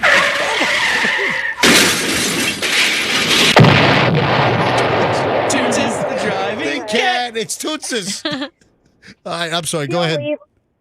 He'll leave early in the morning for work, and he says that every day he has to pull this bear, because I actually sleep with it, like, on top of my head. And he's like, I have to move this bear over to kiss you goodbye in the morning. Oh, my God. All right, and what's this cat belly aching about in the background? Kitty's going for his checkup. He's getting shot. All right. Kitty. Good All luck. right. So are you going to stuff the kitty when it's time? I doubt it. 1 bear's enough because, I have to keep track of this thing. I've had my husband turn the light on at night because I can't find the bear to go to sleep. So it's pretty crazy. I guess so. Thank you, Tony. All right, last call. Austin is in Lakeland. Austin, MJ Morning Show. You got the final say on 40% of adults allegedly still sleep with a childhood stuffed animal. Go, Austin. Hey, good morning, everybody. Hello. Hey, how's it going? Yeah, so I don't personally have anything myself, but my fiance, we're both 27. She has her baby blankets from when she was born still. And just like the first caller, I mean, they're all tatted up and ripped up and barely even functionable anymore. Yeah, and then so she also has quite a few stuffed animals that she keeps on her side of the bed as well. She's just all into that stuff. Wow. All right. Well, Austin, good luck. All right. Thanks. You guys have a good one. Thanks. Listen, MJ, are you hungry? am I hungry? Mm-hmm. Hungry for a stuffed animal? Because you said you were going to eat one. You got to eat one. Just because we took a bunch of calls, it doesn't mean that I believe that 40%. All right, we just loaded the phones with people with stuffed animals or whoopee calls or whatever of adults. But it doesn't, just because I loaded up every single line and we just took like 10 phone calls, it doesn't mean that represents, it doesn't mean, well, if you go by that, it's 100%. So, but I'm sorry, I don't believe that 40% of adults still sleep with childhood stuffed animals. But there you have it. Hey, it is 8:05, folks. 8:05 at the MJ Morning Show. Don't forget, in just over an hour, we got the big story, big item at 9:10. Don't miss it. It's the must-hear story of the day. 9:10 every morning when I remember. And also, we'll give away Foreigner and just takes a while to get the the cadence. Foreigner and Loverboy tickets. We'll give those away in the 9 o'clock hour as well. So if you'd like to see Foreigner with special guest Loverboy at the Amphitheater, July 9th. We've got your tickets coming up next hour, 9 o'clock hour. Keep listening. We'll tell you when to call in. Couple of Instagram things, and then I've got another body cam story from here in Florida, over in Seminole County. This is crazy. This is a crazy police body cam story, and you got to hear this. First, though, couple of Instagram audio bites, a couple of videos that I would love you to see. Julian got a haircut on Sunday, and Julian loves the... Do you remember the name of the hair cutter that I've been going to at Great Clips? Oh, shoot. It's something that you can use in a sentence. Oh, it's Come on, what is it? K? It's like... No. It's like one... Andrew said it. Andrew, turn your mic on the air. Go ahead. Ha. It is. Ha. Ha. Ha. So the woman that cuts my hair, I just accidentally stumbled upon her like, I don't know, 2 years ago. And she's at Great Clips on West Shore and Kennedy. So right next to where, Panera's in there, and the Barnes & Noble just moved into that shopping center. And there's a Great Clips in there. And I tell you, you know what? I got to be honest. I feel bad sometimes because there are like 4 hairdressers in Great Clips, and there are like 5 people waiting, and they all are waiting for No, I'm serious. So we got lucky on Sunday. Julian's like, hey, I want you to check and see if Ha's working. I need a haircut. So I said, all right. So we call up, and Ha was working. And then I go to the app to check in. There's like 0 wait. So look, we got in. It was like 11:30 in the morning on Sunday morning. So we get right in. Julian gets a haircut. Julian loves the way that it's H-A, cuts his hair. I like the way she cuts my hair as well. And I take Julian. I shot a little video of Julian getting his hair cut. Hey, listen to this. Here's the audio bite from the Instagram video. Oh, yeah, Julian, looking good. Spin it around. Let's see. Spin it around. Look at that Great Clips haircut. And thanks to Ha! Hi, how are you? That's Ha! All right, so listen, it's a cute video. And I kind of do a quick little push in when I go, Ha! I kind of push in like a dramatic Quentin Tarantino kind of shot, like a dun, dun, dun, just like that. Something like that. Anyway, the video, if you want to see it, it's a cute video. And Julian's haircut looks nice. If you want to see it, do a whole chair spin and everything. It's only like 10 seconds, 14 seconds long. Video's up on my Instagram, folks. You ought to give me a follow because you don't know what the hell's going to happen on my Instagram. Certified MJ Radio. Certified MJ Radio. And it's crazy. Like the little video clips that get like a jillion views. It's crazy. You never know what's going to hit. What's the matter? Was Fantastic Sam's busy? No, we go to the Great Clips. It's not far from my house. I got to recommend Fantastic Sam. All right, well, go ahead. You recommend Fantastic Sam. It's got to be the hair. All right, so if you want to see the cute video, if you want to see Ha cutting Julian's hair, it's on my Instagram, Certified MJ Radio. That's Certified MJ Radio. And then Julian, I took him to the gym yesterday. I took Julian after the show. I on Mondays and Thursdays, I do X-Force Body. And I've gotten into, since February, I've gotten into really decent shape. Best shape I've been in a long time. Oh, we've heard all about it. Because I'm doing X-Force Body. So Julian's like, he's home for the summer and he wants to do it. So I brought him along for a little, look-see, a little demo. And Julian was on the machines, and this is kind of cute. You ever hear of Picari Sweat? Huh? Do you know what Picari Sweat is? I've heard of Keep Sweat. Porn star? No, Picari Sweat is like Japanese Gatorade. It's like a big sports drink over there. It's called Picari Sweat. Maybe they should work on that name. Yeah, for sure. I want to drink a bottle of Picari Sweat. Like some big fat guy named Picari. No, just call it butt sweat. Picari Sweat. Anyway, Julian at the X-Force yesterday. He's doing a couple of reps. Listen to this. I brought Julian to X-Force Body to try it out here in South Tampa. How's that feeling, Julian? All right, dude. Push it. Hold those negatives. Slow on the negatives. All right, give me another one. All right, man. Good job. You getting thirsty? All right, guess what? Time for Picari Sweat. And then I throw the bottle at him. He catches it, and then it's just a little cute little video. So if you want to see, you never know what's going to pop up on my Instagram. Take a look at the videos. Two videos starring Julian. Is Julian impressed with these videos? He is an expert. He's going to NYU Film School. Yeah, he is. Anyway, the videos are up at Certified MJ Radio on my Instagram, Certified MJ Radio. Take a look. Give me a follow while you're there. All right, we have a bizarre story. Yeah, do you guys know about this? This is like cop on cop. This is a sheriff's department deputy getting into it with an Orlando police officer. This is, hey, Andrew, we want to get this whole video up on our website. So, folks, I want to tell you the story. I wonder if I've seen this one. Well, it's fresh. This just popped out. This just came out. So we're going to put the video up on mjmorningshow.com on videos mentioned. So it'll be up shortly. This is out of Seminole County. An Orlando police officer has been relieved of duty after video has emerged of him being pulled over for speeding. So you've got a Seminole County Sheriff's Office deputy pulling over an Orlando police officer in a marked Orlando police cruiser, in a Ford Explorer police interceptor model. So you got one cop car, a sheriff's office car, pulling over another cop car, an Orlando city car. Because the Orlando officer was speeding, apparently on radar, was caught doing 80 in a 45. A Seminole County Sheriff's Office arrest report shows Officer Alexander Shawnee was arrested last week for the incident, which happened on June 6th along Florida Avenue, and this is east of State Road 434 in Oviedo.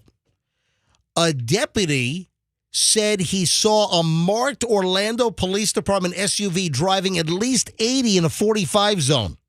The deputy had to speed. You can see the deputy makes a U-turn on this road and then goes after the deputy. It's pulling over. It's one police car pulling over another police car.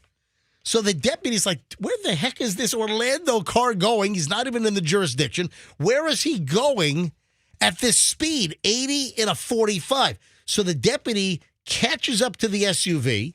The deputy said they put on their lights, their siren, but the Orlando Police Department vehicle did not pull over.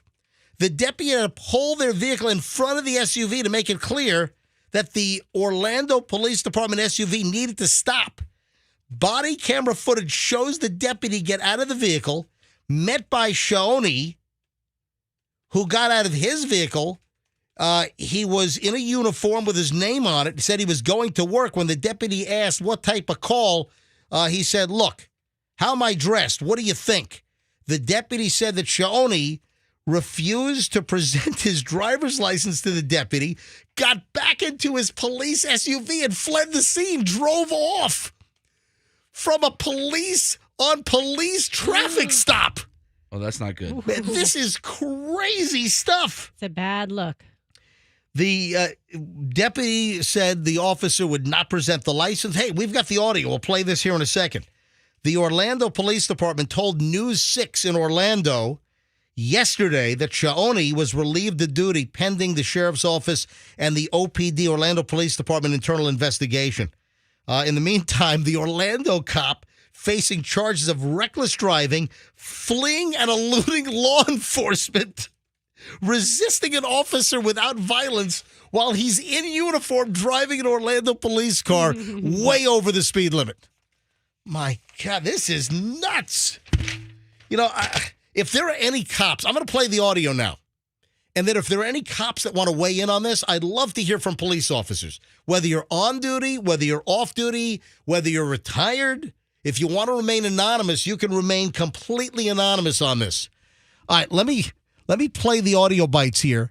So this is the deputy chasing after the Orlando officer. Listen to this. Over 100 miles an hour trying to catch up with this butthead. So you can hear he's talking about doing something miles an hour trying to catch up to this guy. He said over 100 miles an hour. Yeah. And he is going with lights and sirens on trying to catch the Orlando police officer. Over 100 miles an hour trying to catch up with this butthead. All right. Now that's called code 3. Running code, baby. All right, here's the next one. He's the guy that copied on that bumper number. Ooh, you can hear. Yeah, 11070. Pull over. You going to pull over? All right, next audio bite. And, of course, this is all body cam. 3113 to 313. What?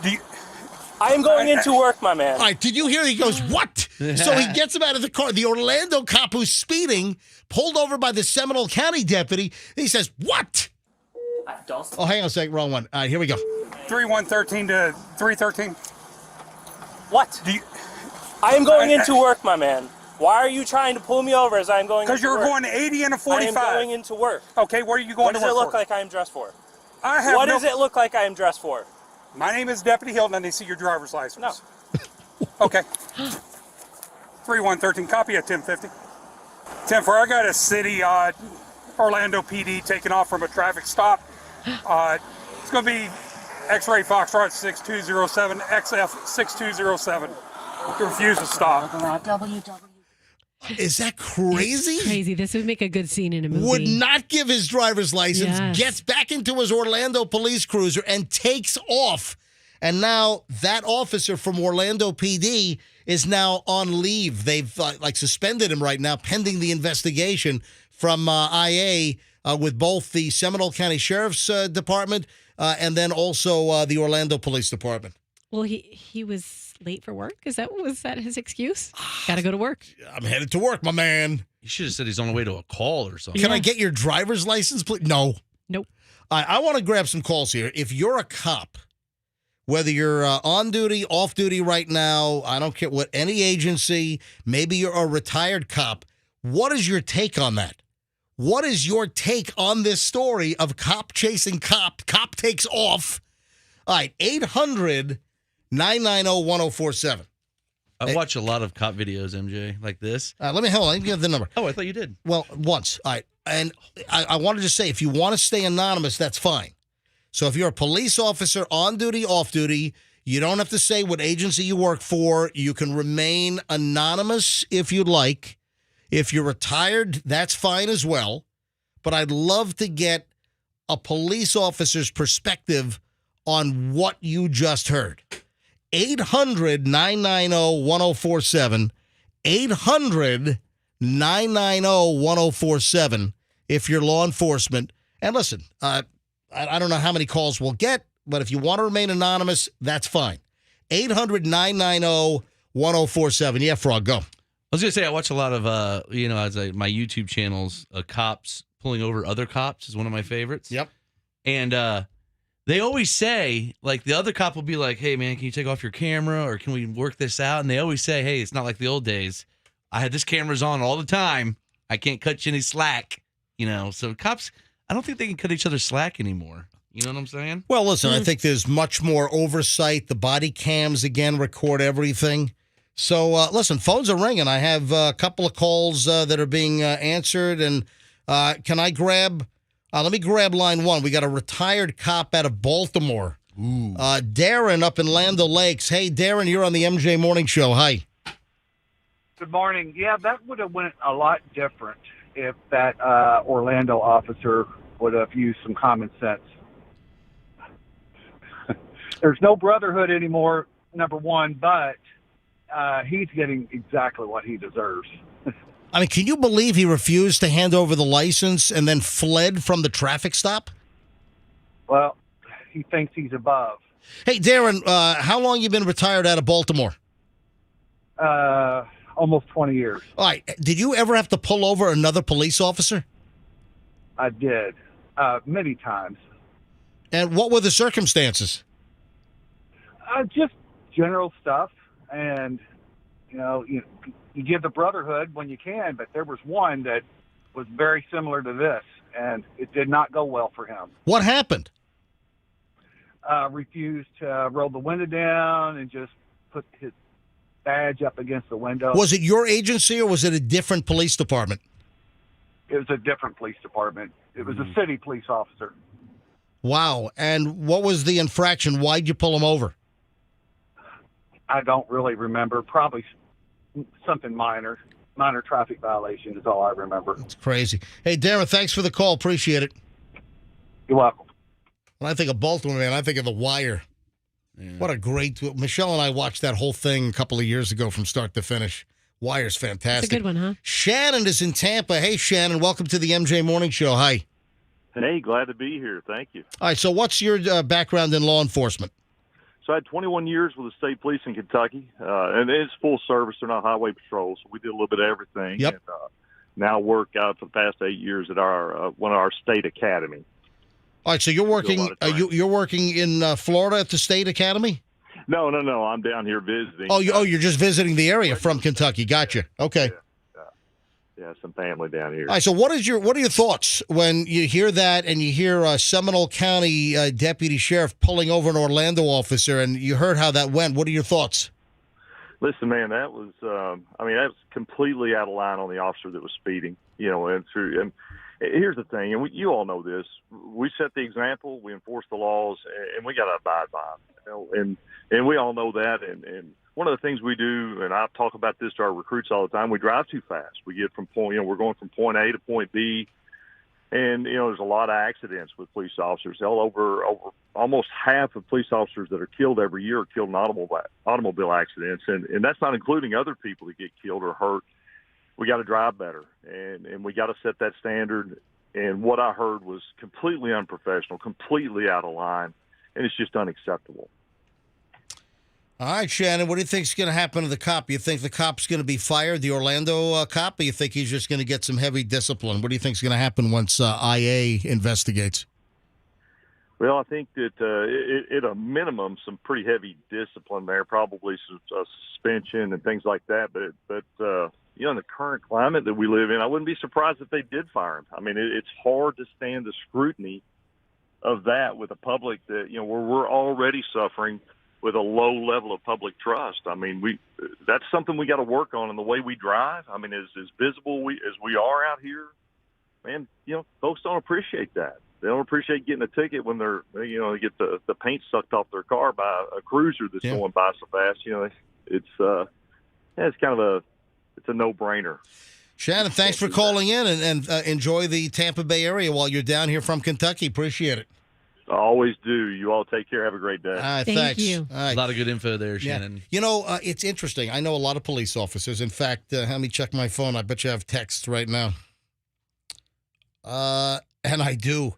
It's interesting. Sometimes the local cops are afraid to call in. Even though I say, hey, you don't have to use your name. You don't have to, you can be totally anonymous. Sometimes they don't want their voice heard. Or listen, sometimes we'll get cops that call in. But that's or locals. But that's a crazy story. And you just don't hear about police officer pulling over police officer in two marked cruisers, Just a crazy story. Oh. Do you know what time it is? What time? Ladies and gentlemen. Dude, he is back. Ladies and gentlemen, due to popular demand. Okay, one emailer named Teresa wanted to know what happened to Hal Herman, Froggy's character. Ladies and gentlemen, he's back. The triumphant return of Hal Herman. Come on in, Froggy. Let's go. My name's Hal. I'm sorry. Come on in, Hal. Hey, everybody. All right. Welcome. He gets it. What the? Hal Herman is back. Are you kidding me? Oh my, he just exploded a confetti cannon. Yeah, baby. Stop it. Hal Herman. Stop it. What are you doing? Hal Herman. Stop. Who is going to clean this up? Stop it with the confetti.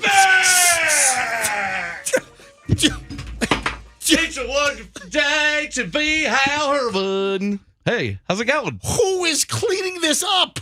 Wow, that's a lot of paper. Oh, my God. I didn't realize it. Dude. All right, I got to take a picture of this. I can't even see the control board. Sorry, I thought there was only a couple pieces of paper in each one of those. Oh, my. Dude. Wow. What a party. Froggy just ignited 3 confetti. My name's Hal. I can't even see. This is the control console. Look, hang on a minute. I'm taking a picture. I got that for the special occasion. What'd you think? The confetti matches look your at me, jacket. Froggy, look at me. Look at me. Hi, my name's Hal Herman. Jackass. Get it right or pay the price. I mean, look at this. This is insane. Look at that. It's a celebration. How's it going? Dude, I want to know about Hal Herman janitorial services. No, you're cleaning this thing no, up. I don't clean up this stuff. You know me. I'm a star. I can't even operate. I'm a star. I don't clean up stuff. I can't even operate the controls. I need a leaf blower. Hey, go find the lawn guys outside. Or like I'm kidding, Ryan. I'm kidding. He's right on his going. But I'll tell you what, that's the way to clean. We need a leaf blower. Just blow. There we go.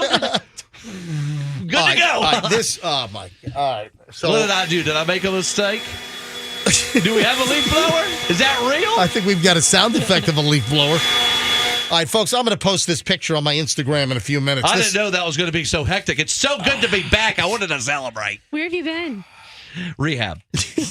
As you know, I had a very, very strong drinking addiction. Froggy's Hal Herman is back. All right, so Froggy, Hal, what do you do? My name is Hal Herman, and today... Yeah, what's the big event? What are you doing on the show? Well, if you look to your left, as you can see, there's a ginormous booth in the corner. That is the truth booth, okay? You see it right there? Yeah. Mm-hmm. And you're going to go into the truth booth. What's the matter? Are you angry about something? The place is a disaster. I'm about to post the photos of you destroying the studio. I can't even see the control panel. I don't let it throw you off. I thought you were a professional. So we're going to be playing the truth booth today. I get it. I get it. You know what? I'm going to need you to cheer up a little bit because that attitude is not appreciated. I came in here, guns a-blazing, shot out of a cannon. Literally. Shot out of a cannon. And I got attitude from you. I haven't been here in months. And you're sitting here being a little bitch boy to me. Just because I sprayed a little paper around? Big deal.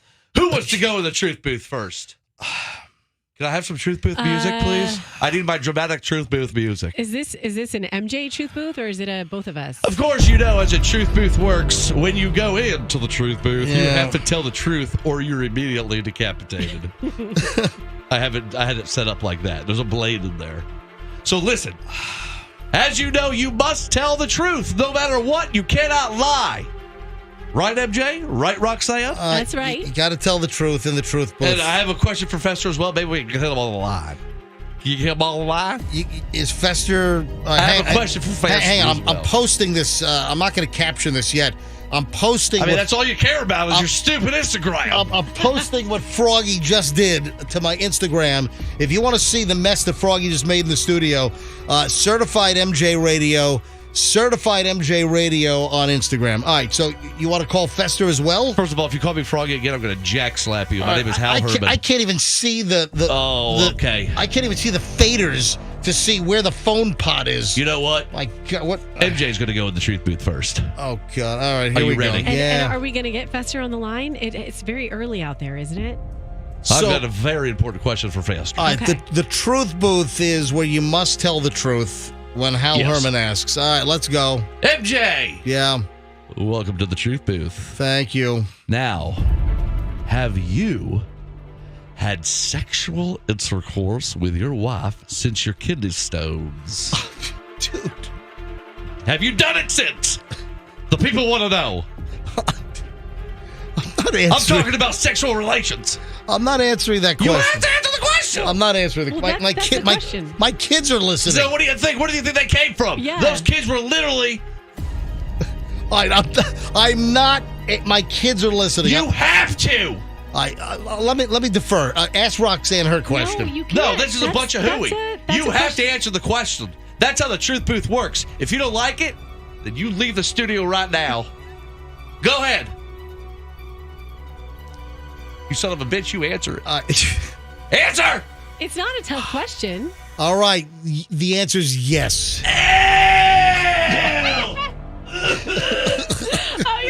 Your kids need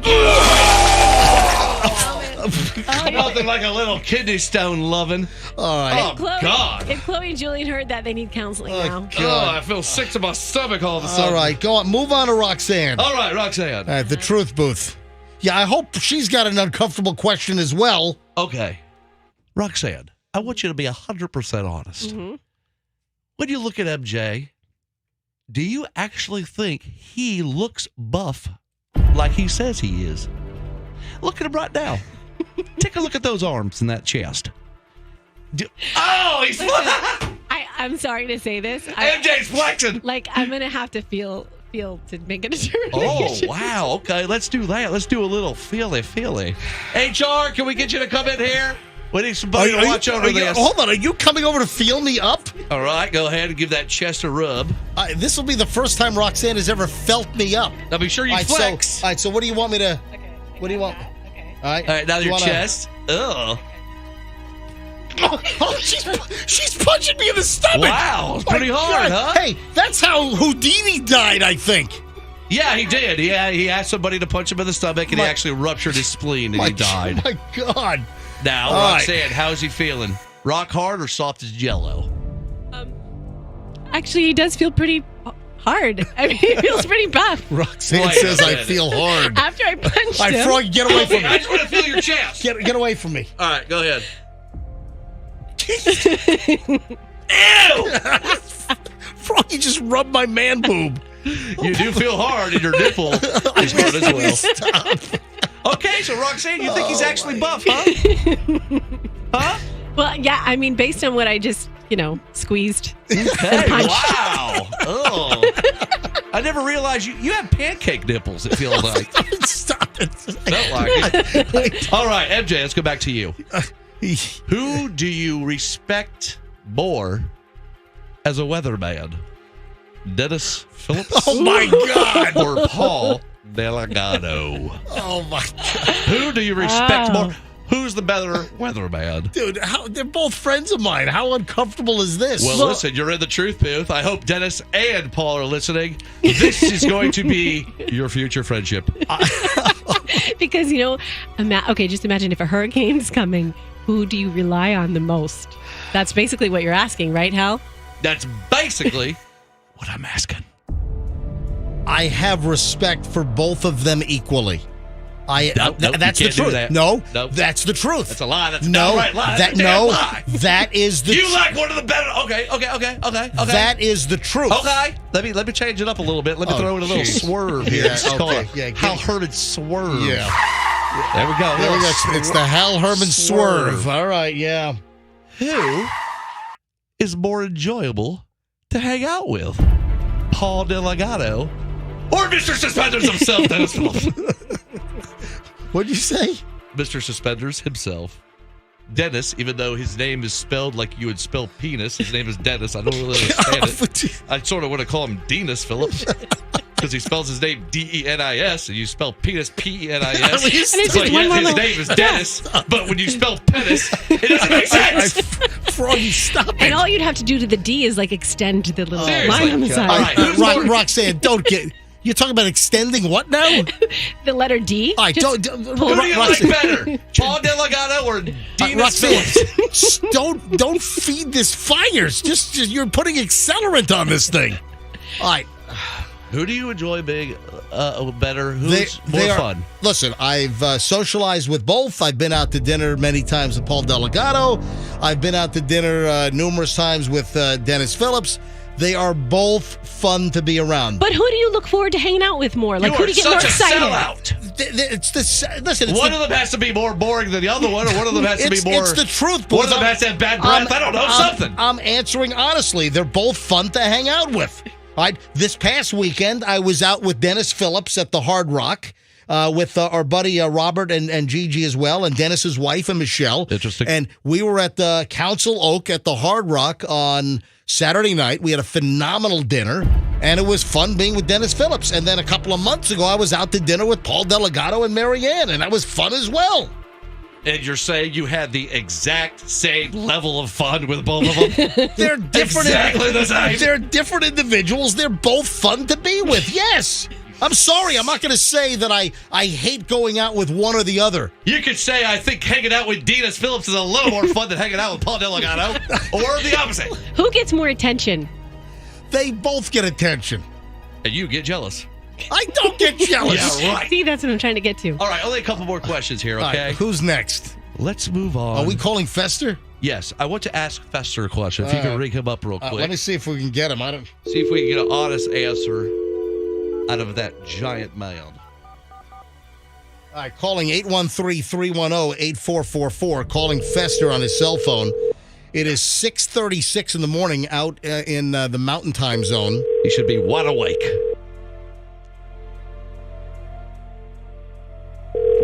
He's not going to pick up. Come on, you fat ass. Pick up We the just phone. stop it, Froggy.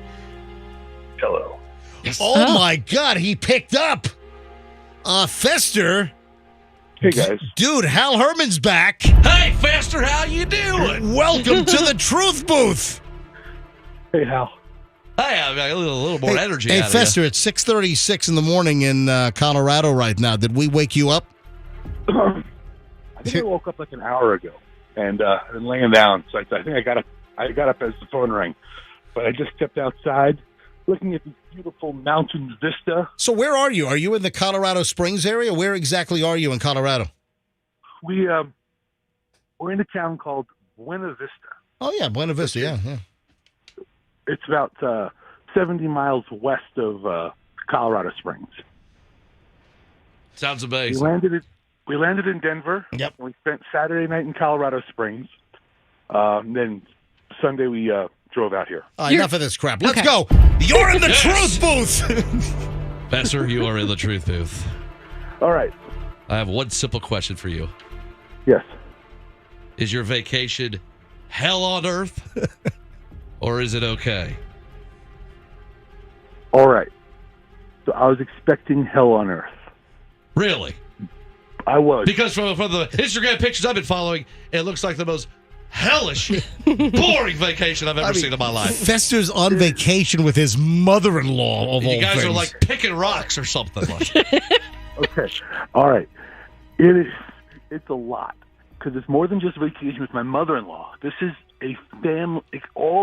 My mother-in-law and all of her sisters conspired to bring everybody here. So there's like 30 relatives, of which I am directly blood related to none of. MJ, this is like you going out with everybody on Michelle's side of the family. Oh, my God. Okay. You ought to see the studio, man. I'm trying to blow the confetti all off. Froggy exploded 3 confetti cannons in the studio. It was a big comeback for Hal Herman. You missed it. God, this is That's awesome. Absolutely. Look at my Instagram. It's Certified MJ Radio. I just posted. I can't even see the console. There's an explosion of color in here. God. All right. Go. So, Fester, go ahead. Go ahead. Tell us, how's it going? I'm on Eastern time. So I wake up at 4 a.m. here. I wake up at 4 a.m. at home. I wake up here. My eyes open up here. It's 3:15 in the morning. There's nobody here. So anyway, I have the whole place to myself right now. Let me throw a Hal Herman swerve at you. A little Hal Herman swerve. You ready? Yeah. Have you had sex with your wife there yet? Please stop. What is wrong with you? So listen. So Saturday night, the hotels in Colorado Spring were they're all booked up.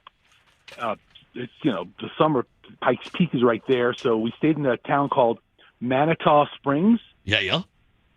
And we got like this motor lodge. Yeah. Right? Like built like in 1970s. Yeah.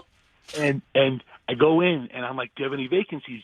And I was like this old German lady, and she's like, we have 1 left. 9. It is the suite. I was like, the suite? She goes, yes, with 2 bedrooms. And I was like, 2 bedrooms, we'll take it. And I laid it out. I mean, oof. Yeah. Oh. Spring crossed it off the list Saturday night. Oh, my God. All of a sudden I feel sick again. Oh, boy. Is your vacation sex? Is that? Are we done with the Truth Booth? No, we got to go. One more question. A quick one for you, MJ. Oh, no. All right. Are you ready for this? You might want to leave Fester on the line. Leave Fester on the line? Are you ready? All right, go ahead. This might make the building explode. Are you ready? This might make the building explode? MJ. Yes. You're on a raft with 2 other people. I'm on a raft with 2 other people? In the middle of the ocean. Middle of the ocean. The raft is sinking. All you could do is push over one of those other people and watch them drift away to their death. Yep. The other 2 people on the raft with you are Ron DeCastro. And the other person is Steve Triple Nipple Triplet, our old boss that took Ronnie D's position. So, they're all on a raft with you. Right, you're asking me who I push off the new general manager or the old general manager? Listen, the raft is sinking. What are you going to do? There's sharks everywhere. You have to push somebody off to get the sharks away. The sharks are I gonna eat mean, I know the answer if you need help. Froggy, change the scenario. I'm going whitewater rafting today.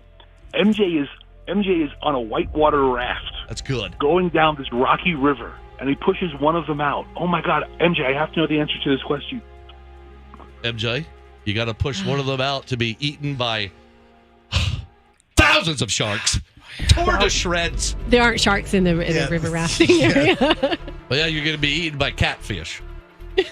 Freshwater catfish. What category rapids we talking about? 17. There's 18. The sharks of the Colorado River I think we're going to the Arkansas River today. Right. It's level 3 rapids. Yeah, level 3. Yeah, okay. Yeah, there's no level 17. Yeah, it goes to level 5, right? That's as high as it goes. Yeah, all right. I like a hurricane. I like the saltwater surrounded by sharks scenario a little bit better. All right, listen. I'm sorry. Yeah, because now remember, you tell the truth or you have to head to the decapitation machine. All right, listen, I don't have a problem telling the truth. All right, so if it's Ron DeCastro, our new market manager and vice president, yes, or Steve Triplett, our old. Now, listen, I like Steve Triplett a lot. Steve Triplett was a great guy to work for. He was a great guy. But the fact is that I only signed a 1-year extension. Yeah. So my contract's up in 6 months. I'm up again in 6 months. Whether I continue here or I move on, okay. That's up in the air. So Triplett is gone. I have to negotiate with Ron DeCastro. So although I like Steve Triplett a lot, triple nipple triplet, I'm throwing him off the raft. Steve, no! No! There we go. You just got ate by a humongous sea lion. Sorry, Steve. You dead. Congratulations. That was the right answer. All right. Oh, boy. So it's the triumphant... Froggy, you got to clean up this damn studio. I'm not cleaning this up. I'm a star. Dude, clean up. I got people for that. I'm not cleaning this up. I'm a star. Yeah, you think I ever cleaned anything up on Channel 2 Whammo News? Yeah, hold on. You got people for this one? Yeah. The cleaning crew, which they don't empty the trash cans. No. They don't make sure there's soap in the dispensers and paper towel in the bathroom. And you've got people that are going to clean this up? I've got cleaning midgets coming in. 3 of them. Folks, take a look at my Instagram and look at the mess that Froggy made with this studio by exploding. Hal. I'm sorry, that Hal made exploding the confetti cannons. It's good to be back. It's Certified MJ Radio. Go to my Instagram and see what a mess this place is. Certified MJ Radio. And while you're there, give me a follow. Oh, my God. Wow, that was fun. Thanks for having me, guys. Ladies and gentlemen, Hal Thanks, Herman. Hal. I need a drink. Hal Herman's back. Oh, you've been doing so good. Don't fall off the wagon. Yeah. All right, bye, Fester. All right, bye, guys. Oh, and by the way, if people want to wish Fester a happy vacation, what can they call? 813-310-8444 is the number to dial. Yeah, if you'd like to text Fester right now and just say, hey, have a nice vacation. Have fun while you're doing level 3 rapids later today on the Arkansas River. By the way, there are some really cool canyon spots. There are some... And listen, the runoff, I would imagine, is pretty good because they had like some record breaking snow. Yeah, the runoff's real good, man. In Colorado.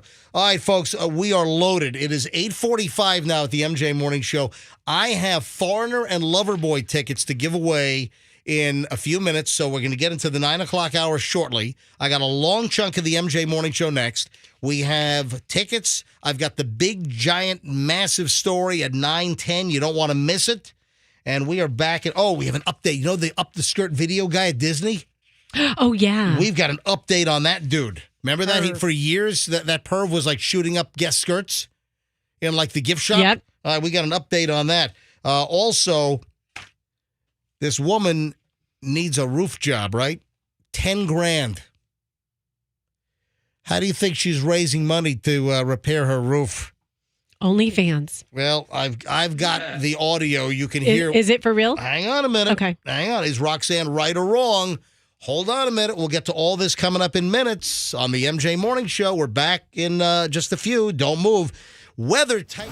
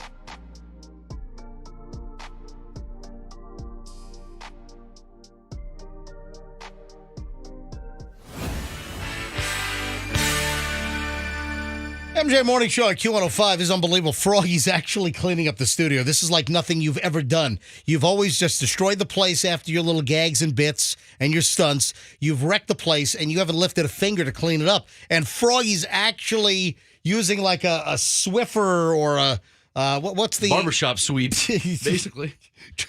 Cleaning up the floor in here with the confetti all over the place. All right, so I just got a text from Chloe. Call her. Chloe is in an Uber right now. Where is she? Chloe is on 275. All right, Chloe has just crossed over the Hillsborough River. Chloe's getting off, looks like at the Ashley exit. All right, hang on a sec. Chloe says that she's in an Uber, and I got to call her right away. So, yeah, Chloe's going to her internship downtown. She's got a legal internship at the courthouse.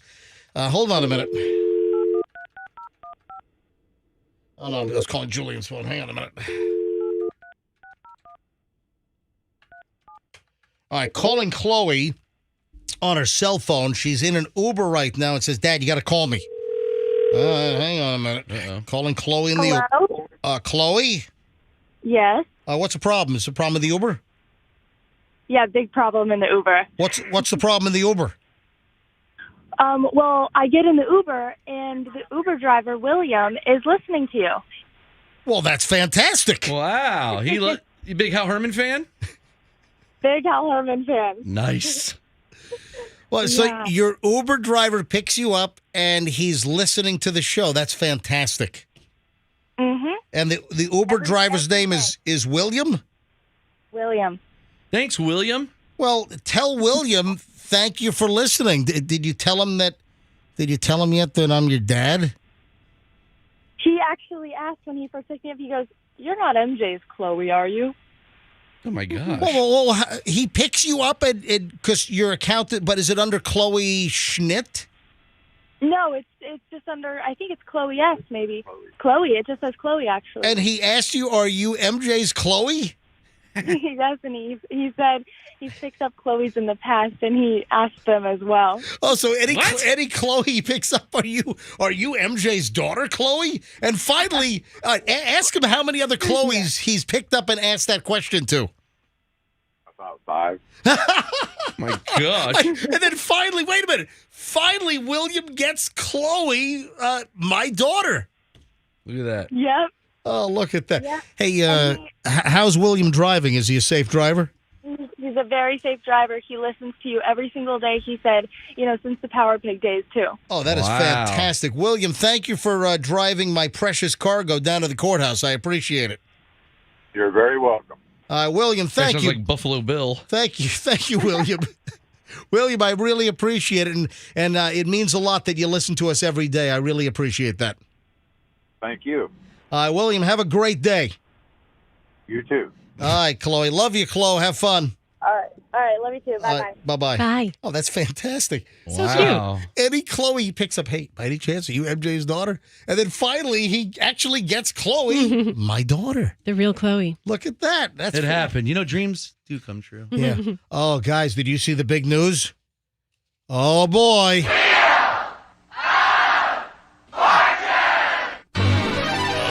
Oh, man. Pat Sajak is throwing in the towel. Unbelievable. Do they still use this music?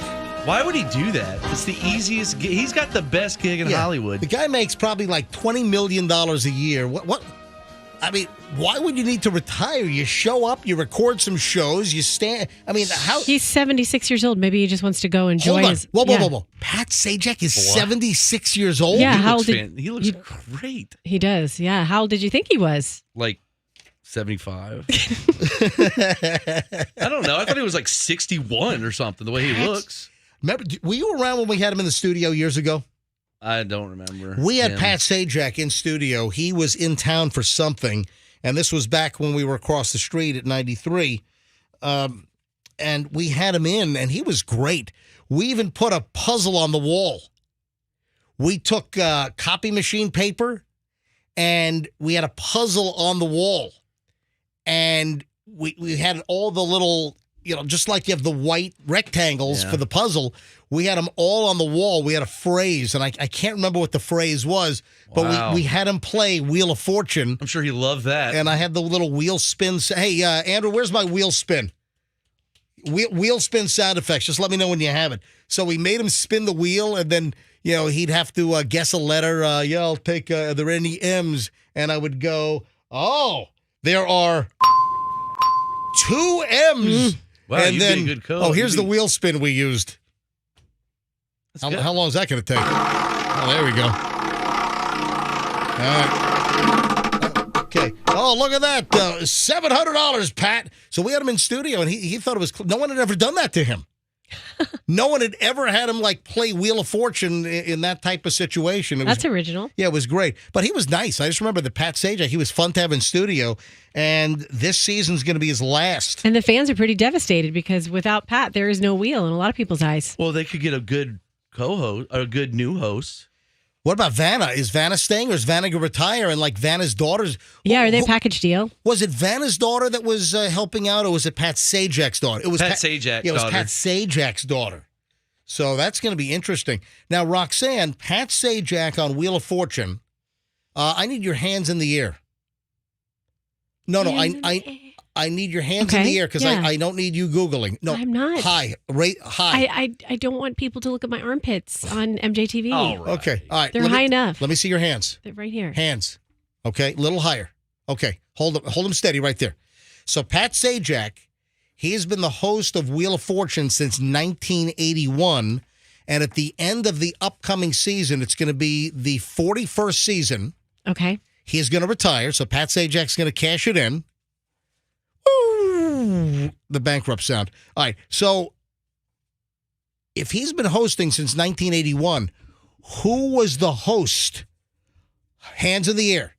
Who was the host of Wheel of Fortune before Pat Sajak? For $1,000. Bob Barker. No. Close. No, Bob Barker was only the host of The Price is Right. I just grabbed another game show host. I thought maybe Bob got a start on Wheel. Oh, no. Bob Barker's been doing Price is Right since before Wheel of Fortune was even on TV. I'm not a game show host expert. Like, we have one in this room. I don't know where he is. You have no idea. Where's Froggy? Louie is a game show host You have expert. no idea who was the host of Wheel of Fortune before Pat Sajak in 1981? No, nor do I feel bad about not knowing. Oh, come on. Froggy, do you have any idea who it is? John Davidson? No. By the way, that's Froggy's second cousin. Yes, it is. That's second right. cousin or first cousin? Second cousin, but I like to say first. Yeah. Andrew, do you know who the host of Wheel of Fortune was before Pat Sajak? Can I buy a vowel? Chuck Woolery? That is correct. Whoa. Wow. Ooh, Andrew. That is correct. Chuck Woolery was the host prior to Pat Sajak. Anyway, Pat Sajak retiring. Who's Chuck Woolery? What? What? I know I've heard the name before. Is he in action movies in the old days? No, that's Chuck Norris. Chuck, you don't know who Chuck Woolery is? No, I don't. You ever heard of the Love Connection? Back in 2 and 2? Oh, okay. That's yes, Chuck yes. Woolery. He wore Sounds a girdle. familiar. He did. He wore a man girdle. Yeah, according to Joey B. And he had 3 ribs removed. Oh. I don't know about that. But no, Chuck Woolery, come on. Okay. Yeah, he was the host. The anyway, Love Connection. I don't think there's any word on who's going to replace Pat Sajak. Who would get could? that? I have a recommendation. Oh, no. Louis Anderson back from the dead. Maybe I can have an audition. Hey, everybody. Well, it's Louis Anderson here for the Wheel of... Oh, cheese. I want a wheel of cheese right now. Wheel of cheese. I'm so hungry. Wheel of pizza. Yeah, the wheel does remind me of a giant pepperoni pizza. I just want to eat it.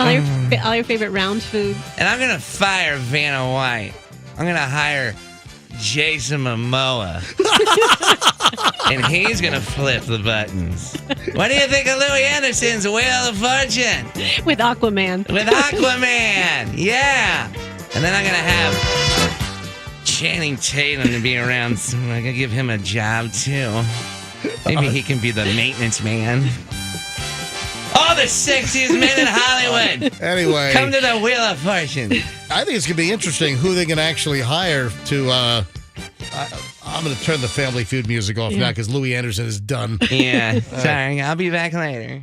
No, but who are they going to choose to replace Pat Sajak? If I were to guess, I'd say somebody like Nick Cannon, who hosts everything. Do you know how much money they make from Wheel of Fortune and Jeopardy? Who's they? That Power Hour, those two shows, Sony Entertainment now I think owns it. You know, Merv Griffin created Jeopardy. Did Merv Griffin create Wheel of Fortune as well? I don't know. You know, it makes me think that Pat Sajak might be sick or something. Oh, don't start that rumor. I'm just saying, why would he walk away from that gig? I just don't understand. He's 70, what did you say, 76? Yeah, but, 76 is the new 66. He'll be fine. But that's going to be fascinating to see who they actually choose. Are they going to choose a big name to replace Pat Sajak, or is it going to be some up-and-comer? Yeah. I auditioned for the gig, but my gut kept hitting the pegs. So it wouldn't spin. And then Andrew says that Vanna White, lived in Tampa? Yes. Really? When did she live in Tampa? Back in the 70s, she came to live with her birth father. Talk about an easy gig. Did she go to, how old was she back then? Was she like in high school? I don't think she was. I think she was older than that. You sound like a creepy stalker. How did you know this? Yeah. No. I know of famous people who lived in Tampa. Yeah, he just is a wealth of fun facts. All right. Vanna White lived in Tampa back in the 70s. Yeah. Look at that. All right. A woman has a leaky roof. The woman is quoted $10,000 to fix her roof. Her name is Tara Michelin, Meishalyn. I don't know how the hell to pronounce that. She lives in Little Rock, Arkansas. So she was absolutely blown away. She was caught off guard that her roof was going to cost $10,000 to fix a leaky roof. And well, she didn't have the $10,000. So how has she decided to raise $10,000 to fix her leaky roof? Anybody want to guess? Well, my guess earlier was OnlyFans, but it could be all kinds of different things on OnlyFans. You're pretty damn close. She's doing a strip show on her roof. Wow. I mean, so the roof situation is dire. The builder said that it has to be addressed quickly because of the leak and water damage. The insurers of the house refused to foot the bill. So she panicked. She's a former dental nurse. And she said, oh, my God, how am I going to scrape together $10,000 for an issue that clearly needs to be fixed soon? And that's when she decided that she was going to do a strip show on her roof in Little Rock, Arkansas. She's going to fall through the thing. It's all busted up. Yeah, that's dangerous. I mean, standing on those shingles and, yeah, that could be really And what kind of shoes? Because she deadly. can't wear the stripper heels. No. She scaled the roof, and the pictures of her on the roof in like a skimpy outfit quickly went viral. And the viewers of the pictures urged her to get like ultra raunchy on the roof and then charge for the content. And she said, when I originally posted, I didn't even know anything about OnlyFans. But people started saying, start an OnlyFans, start an OnlyFans. And that's how she raised $10,000 to fix her leaky roof. Yeah, would you like to hear the audio of this woman? Please. Yeah, so here's, hang on a minute, where's the audio? Hey, Andrew, where's the audio of the roof lady? I don't see it. We need the roof lady. Andrew, where's the roof lady? Yeah, I don't see it up on here. I don't think, Andrew, where are you? He's coming. He's coming. Here he comes. Where's the roof lady? Coming to save us. Is it not up here? Take your time, Andrew. We got all the time in the world. Yeah, just right there. Your mouse is on it. Hold on, where is it? The one that has her name. Oh, I see it. Thank you. Well, the print is so damn small I can't see it. Good job, all right, Andrew. So here's the rooftop model. Check this out. Hi, my name is Tara, and I went viral for doing a photo shoot on my leaking roof. So a couple of months ago, I noticed my roof was leaking and I went and got an estimate to get it repaired. Turns out it was in pretty bad shape and the whole thing needs to be replaced. So the estimate was about $10,000. And when I heard that number, I just died a little on the inside. And I panicked and I decided to make an OnlyFans, try posting some non-risque content. And it did not take off at all. I didn't get any followers. And so I figured might as well laugh rather than cry. So to make light of the situation, I climbed up on my roof, did a little photo shoot, just took a few selfies, and posted it in a Facebook group. To my surprise, I actually went viral. And she's cute. She raised more than the 10 grand to fix her roof. I like her sleeve. So there's Tara doing a whole strip show on OnlyFans on the roof of her house. All right, it's 9:12 now, so I'm running a couple of minutes late. So I got the big story, the big must-hear item for 9:10. We're going to do that right now. Also, So sick of you not saying it properly. what? What this segment is. It's just the big. I don't have a good name for it. It's just. I already gave you the It's name. the must-hear story at 9:10. I don't like She your just name. wants to make an orgasm sound out of it. I like my name, the 910 Okay, hot all right. item. All right, Roxanne, go ahead and put all you got into it. Go ahead. Well, I have children, so I just have quiet sex. No, at my house. I don't really know how to make noise anymore. You gotta- 9191. Oh, there we go. That's It's terrible. Poor classy. Doug. Come on. Classy. No. All right. All right, moving along. So this is the big, and then we also have Foreigner and Loverboy tickets to give away this hour. So heads up, Foreigner and Loverboy tickets on the way in just a matter of minutes. So this is the must-hear item. Is this for real? So Froggy, you are a fisherman. Yes, sir. Do you have one of those goofy-looking fisherman vests? No, there's really no need for that. All right. That's more of like if you're fishing on a stream or something. Like your Uncle Buck or something? Or, yeah, and you're up to your knees in water, you need to have stuff. Or The Great Outdoors, whatever that movie was. All right, so here's the deal. Is this really happening or is this just some viral BS? Apparently, there's a trend, allegedly, that travel hackers are wearing fishing vests in order to carry on all kinds of crap on the airplane. So when you have airlines like Spirit and does Frontier charge you for the carry-on? You know, you got airlines that are charging you for the freaking carry-on bag.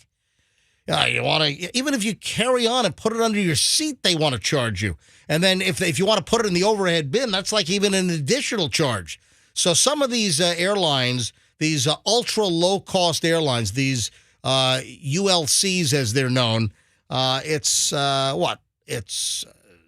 Frontier now, it's Spirit, and they charge you for everything. So this is apparently a hack. In order to not get charged for carry-on, people are wearing fishing vests with all the pockets, and they're loading up the fishing vests with all of their carry-on items. That's kind of brilliant. Just wearing the fishing vest on the airplane. Hey, flying Spirit this summer? Don't want to incur carry-on charges? Go down to Dick's. Go to Bass Pro Shop and get a fishing vest. It's not like they're going to charge you for. We're going to charge you for this carry-on pocket. Like they can't charge you. What do they for, put? You can put booze in it. Yeah, here's a woman. She's got a portable speaker. She's got deodorant. She's got cards, bikini. She's got other clothing items. Her laptop is shoved into a larger pocket in the back of the vest. Wow, she has a lot of space. Mm-hmm. Yeah, they're calling this a travel hack to get around airlines that are charging extra to carry on items. The fishing vest just loaded. So your vest is your carry-on luggage. Right. I don't have one of those. Maybe I need to get one. So is this like a one-off viral video? Or is this really being done? I've never seen anybody with a fishing vest. I think it was funny. Well, one of the other things that we've talked about on numerous occasions is people that they'll take all of their clothes and they'll layer it. There was like some woman that had 17 layers of clothes on. She looked like the flippin' Michelin Man. I've seen people, say they have their handbag or whatever it is, and they put it inside their jacket, put the jacket over it. So you have your handbag on you, and then you put the jacket over, and then you can get away with 2 more bags because the one underneath is hidden. I mean, everyone's trying to sneak it. Hey, we talked yesterday about, was it Marlon Wayans? Mm-hmm. Marlon Wayans, he just got cited for disorderly conduct. Marlon Wayans was just busted. Was that at Denver? I think it was Denver, and we just talked about this yesterday. Yeah. And one of him going off on them. Yeah, one of the Wayans brothers was just booted off the flight. It was Marlon Wayans was just booted off the flight because he tried to bring 3 carry-ons on a United flight, and they said, no, you got to consolidate, and then it got into a big fight. He pushed past the gate agent to try to get onto the flight, and that is not going to work out well for you. It doesn't matter if you're a celebrity. It doesn't matter who you are. If you get into a confrontation with the gate agent at the airport and you push past them and you're boarding when they tell you can't board with all that stuff, that is not going to work out well for you. It doesn't matter who the hell you are. That's going to be a bad time. You can't name drop. You can't say, do you know who I am? They didn't let him board the flight, and they ended up removing him. And the police were called at the airport. He was cited for disorderly conduct. He has dropped the name. So Marlon, say it again? He's now dropped the name. What do you mean? The name he dropped was Delta. He's going to fly Delta instead now. Oh, okay. So he's not flying United anymore. Right. Now he's flying Delta. I'll tell you what. Hey, Marlon Wayans, I got a tip for you. Go to Cabela's or Bass Pro Shop. Go get a fishing vest. So that'll solve all your troubles. Pack all your crap in a fishing vest. All right, so we have an update on, remember the Disney Perv? Yes. There's an update. We had a story recently, maybe in the last, month, 2 months. There was a Disney employee that apparently over the course of years shot hundreds of upskirt videos of guests at Disney that went inside the gift shop where he worked. Ick. Yeah. Ick is right. Ick. Yes, I found it. What? Okay, I'm sorry. I've been looking through my phone for like the entire segment. Oh my gosh. And I had to find something really important. I'll share with you guys during the break. No, share now. You just interrupted the show. In the microphone. Share now. What are you looking for in your phone? This is going to make someone so happy. What? I'm going to pass it to Froggy first. You react. Oh, God. What is this? This better be good. What is it? It's good. Yeah, I remember this. Let me see. I remember this. Oh my God! That was a great day. Oh my! I gotta post this. That was a wonderful day. Hang on, how do I send this to myself? No. I'll take it. Give me my phone. You got to send that to me. Yeah, I will. All right, email me that real That's quick. amazing. Email. I remember right before that, I had a big plate of fettuccine. Roxanne with Louis Anderson. What year is that? November 2014. Yeah. All right, so that's prior to the suicide, I believe, right? I didn't kill myself. I ate myself to death. No. How did he die? I choked on a Buffalo Wild Wings chicken wing. Stop it. No. How did Louis Anderson die of medical? I had medical complications with my heart. Let's not talk about it. Hold on, Louis Anderson death. I got to get back to the Disney perv. But I do remember that day you were with a very handsome bald man. Who was that? No, he wasn't there. Oh. I had a female co-host. All right, hang on. Louis Anderson. I didn't notice her. Louis Anderson died. Yeah. Oh, he died in 2022. That's right. I literally just died. Louis Anderson, the genial stand-up comedian, actor, and television host who won Emmy Awards, Well, thank you. Died in Vegas at 68. His death was in a hospital, confirmed by his longtime publicist, who said the cause was complications of diffuse large B-cell lymphoma, a form of blood cancer. All right, no, he didn't off himself. Sorry, that was Ray Combs who is Yes. also a Family Feud host. Yes. All right. So, Okay, I'm sending you this picture right now. Oh, yeah, I got to post this. Yeah, So, my eyes look like they're red. Like I'm crying. I'm so excited to meet him. Look how good I look in that picture. Roxanne pictured with Louis Anderson. Wow. Now I'm literally being eaten by worms, but I looked great All then. right, Froggy, stop it. And the worms are well fed. I'm turning your mic off. It's uncalled for. Yeah, that's awful. All right, so Roxanne, you just chewed into my. I'm sorry. It was exciting. Was it not worth it? Yeah, it was. So All right. worth it. Thank so, you. Roxanne's going to send me the picture. I'll post it on my Instagram, Certified MJ Radio. Give me a few minutes, and if you want to see Roxanne with Louis Anderson, That's so funny. it'll be posted on Certified MJ Radio, my personal Instagram account. And while you're there, give me a follow. All right, so the Disney pervert, we have an update. The former Disney worker accused of taking a ton of upskirt videos, guess what? He's back in the news. What? We'll get to it next. Don't move. MJ Morning Show, final chunk, and also we'll give away the Loverboy and Foreigner tickets next here on the MJ.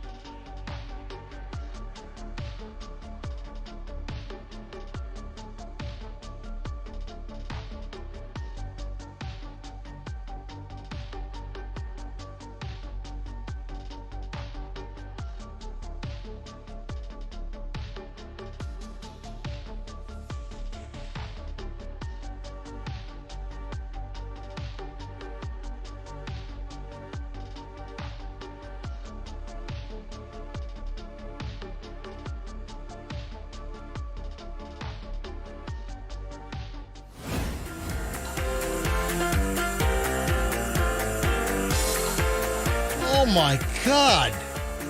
So there was a pride event at the White House, and a trans model pulled down her shirt to expose her boob job. Oh, you're looking at the same thing I'm looking. Holy. How is it that we're looking at the exact same thing at the same time and we didn't plan that? We did not. This is crazy. Weird. I just saw this on NewYorkPost.com. Oh, my God.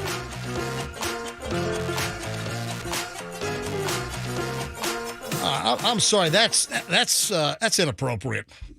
Yeah. Wow.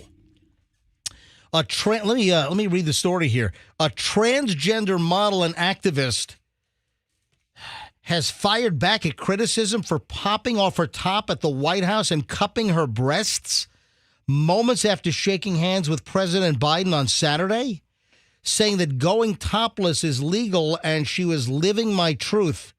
Rose Montoya, 27, who is, I guess, a male turned female with a large boob job, pulled off her shirt and is standing in front of the Truman balcony in the back of the White House, cupping her breasts. I don't find that acceptable. I don't care if you're transgender. I don't care if you're a natural-born female. That's unacceptable. Is the living the truth comment related to walking around topless? I don't know, but I find that to be decorum-wise, that's unacceptable. All right, 9:30 at the MJ Morning Show. Where's Froggy? He may have forgotten that we do something different here now, which is drop that song. Maybe so. I don't know. All right, 9:30 at the MJ Morning Show. If you're looking for Foreigner and Loverboy tickets, I decided not to give them away today.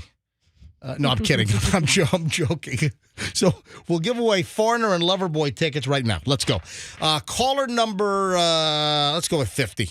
Caller 50. Caller 50 right now. Caller 50, 800-990-1047.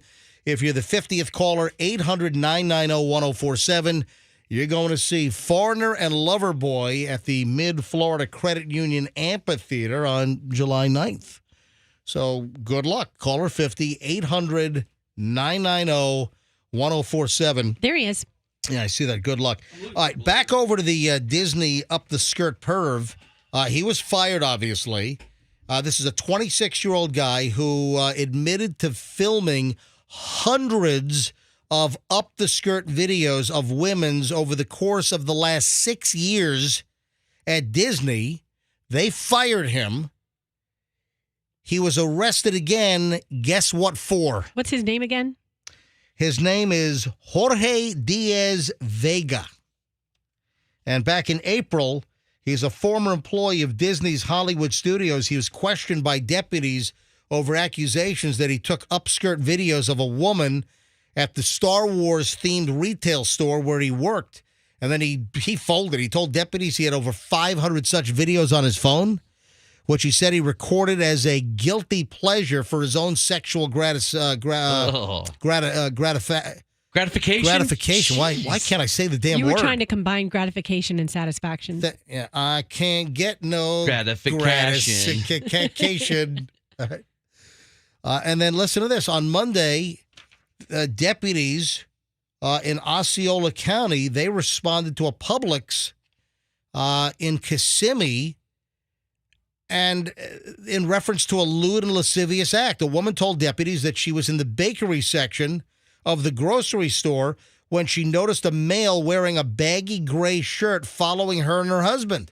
Gosh. According to the charging affidavit, the man suddenly passed behind her and knelt to the side with his phone in his hand. The woman said she felt uncomfortable and that her husband decided to follow the man to see what he was doing, since she felt the man may have taken a photo of her. The woman said she observed the man, later identified as Jorge Diaz Vega, walk toward the checkout area where he stood behind another woman and place his phone underneath her dress. So this guy got fired at Disney. Now he's roaming the bakery section and parts of Publix, shooting videos with his phone up with this guy. This guy's incorrigible. He's compulsive. This guy's obsessed. You know, couldn't he just Google what he's looking for? Well, I think he probably gets off on, I don't know, the voyeuristic part of it. You know, it's probably, maybe it's the chase. It's the hunt. It's like the thrill of trying to shoot upskirt video of women and not get caught. This guy's disgusting. That's creepy. This guy's gross. So he gets fired from Disney. He's charged 500 videos, and now he's at Publix now in Kissimmee shooting videos in the bakery section. He just calls it, you know what he calls it? Did you see that part? And I was standing over there by the sheet cakes, and I said, "Don't look, Ethel." What was that? He just calls it his guilty pleasure. Yeah. This Just a little guy's guilty pleasure. This guy's a sicko. Man, how did he get away with it for so long? I know. 500 videos. This is unbelievable. Yeah. So according to the affidavit, the woman said Diaz Vega said that he had a record and previously was fired for a similar incident. Yeah, we know. Her husband said that Diaz Vega stated, "I've been fired for this before. Please don't call the police. I promise I will delete the pictures." This guy's a mess. Well, they called the cops, and he's been arrested again for video voyeurism in Publix. Man, this guy's got a mental problem. Someone texted me that he gets a dopamine hit from being in the public area while he does it. Apparently so. Hi, good morning. Who is this on line 5? Hi, my name is Diane Starr. Hi, Diane. My name is MJ, and you're calling you're calling the MJ Morning Show for what particular reason? Well, because I was calling about the tickets. Would you like to see? Would you like to see Foreigner and Loverboy? I would. Well, you are caller 50. That makes you a winner. Oh my God! Yeah, you got it. Oh my God, that's so amazing. I'm just got to acupuncture appointment, and I said, "What the hell? I'll just try." And oh my God, that's what a great story. So you're walking into acupuncture now? I am.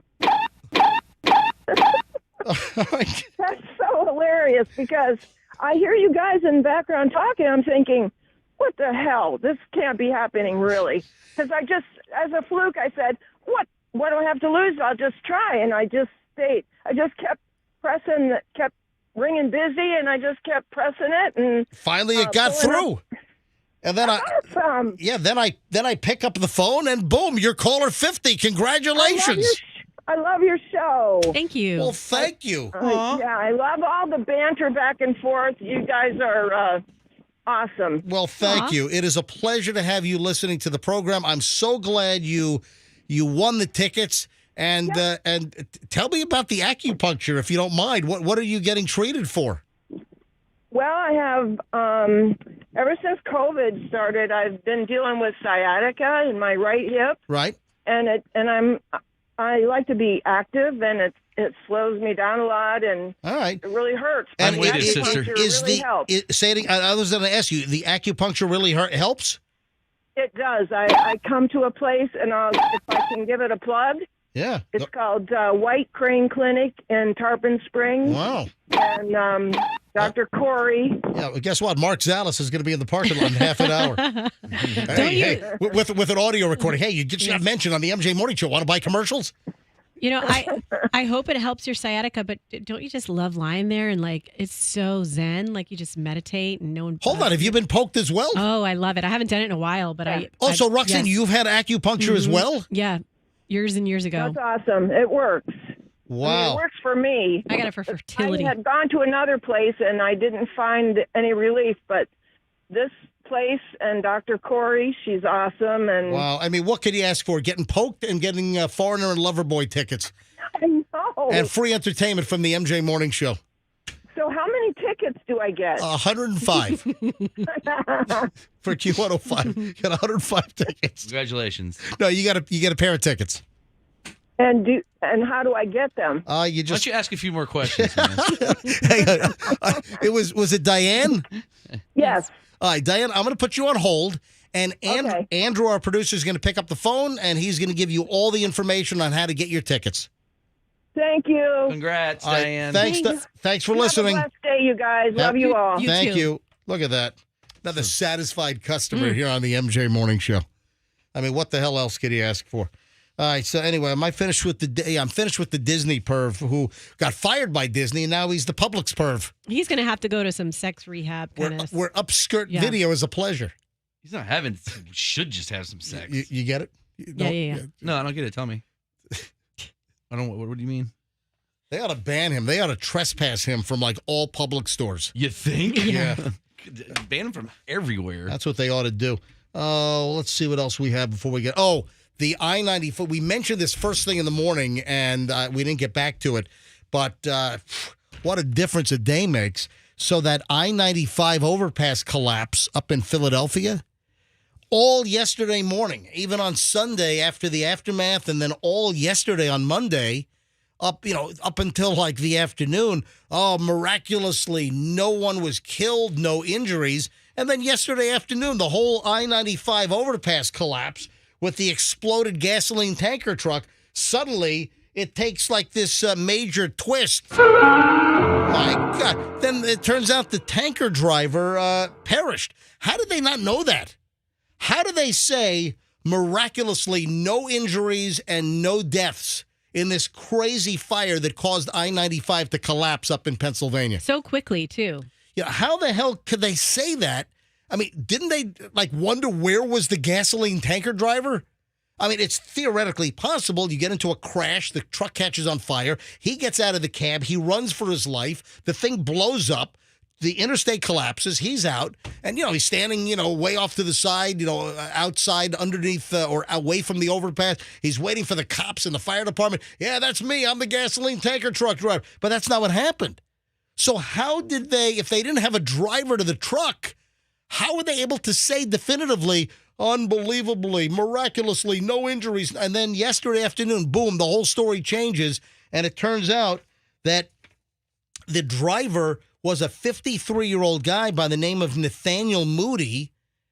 And his family said, he's unaccounted for. And he was driving a gasoline tanker truck. Oh, my gosh. Poor guy. So that's a crazy story. How did they get that wrong? It's like you would think that they would be investigating right off the bat, like, okay, where's the driver that started all of this? Yeah. And guess where the gas was going? Now, think about this. This is up in the Philadelphia area. This is Pennsylvania. Tanker truck filled with 8,500 gallons of gasoline.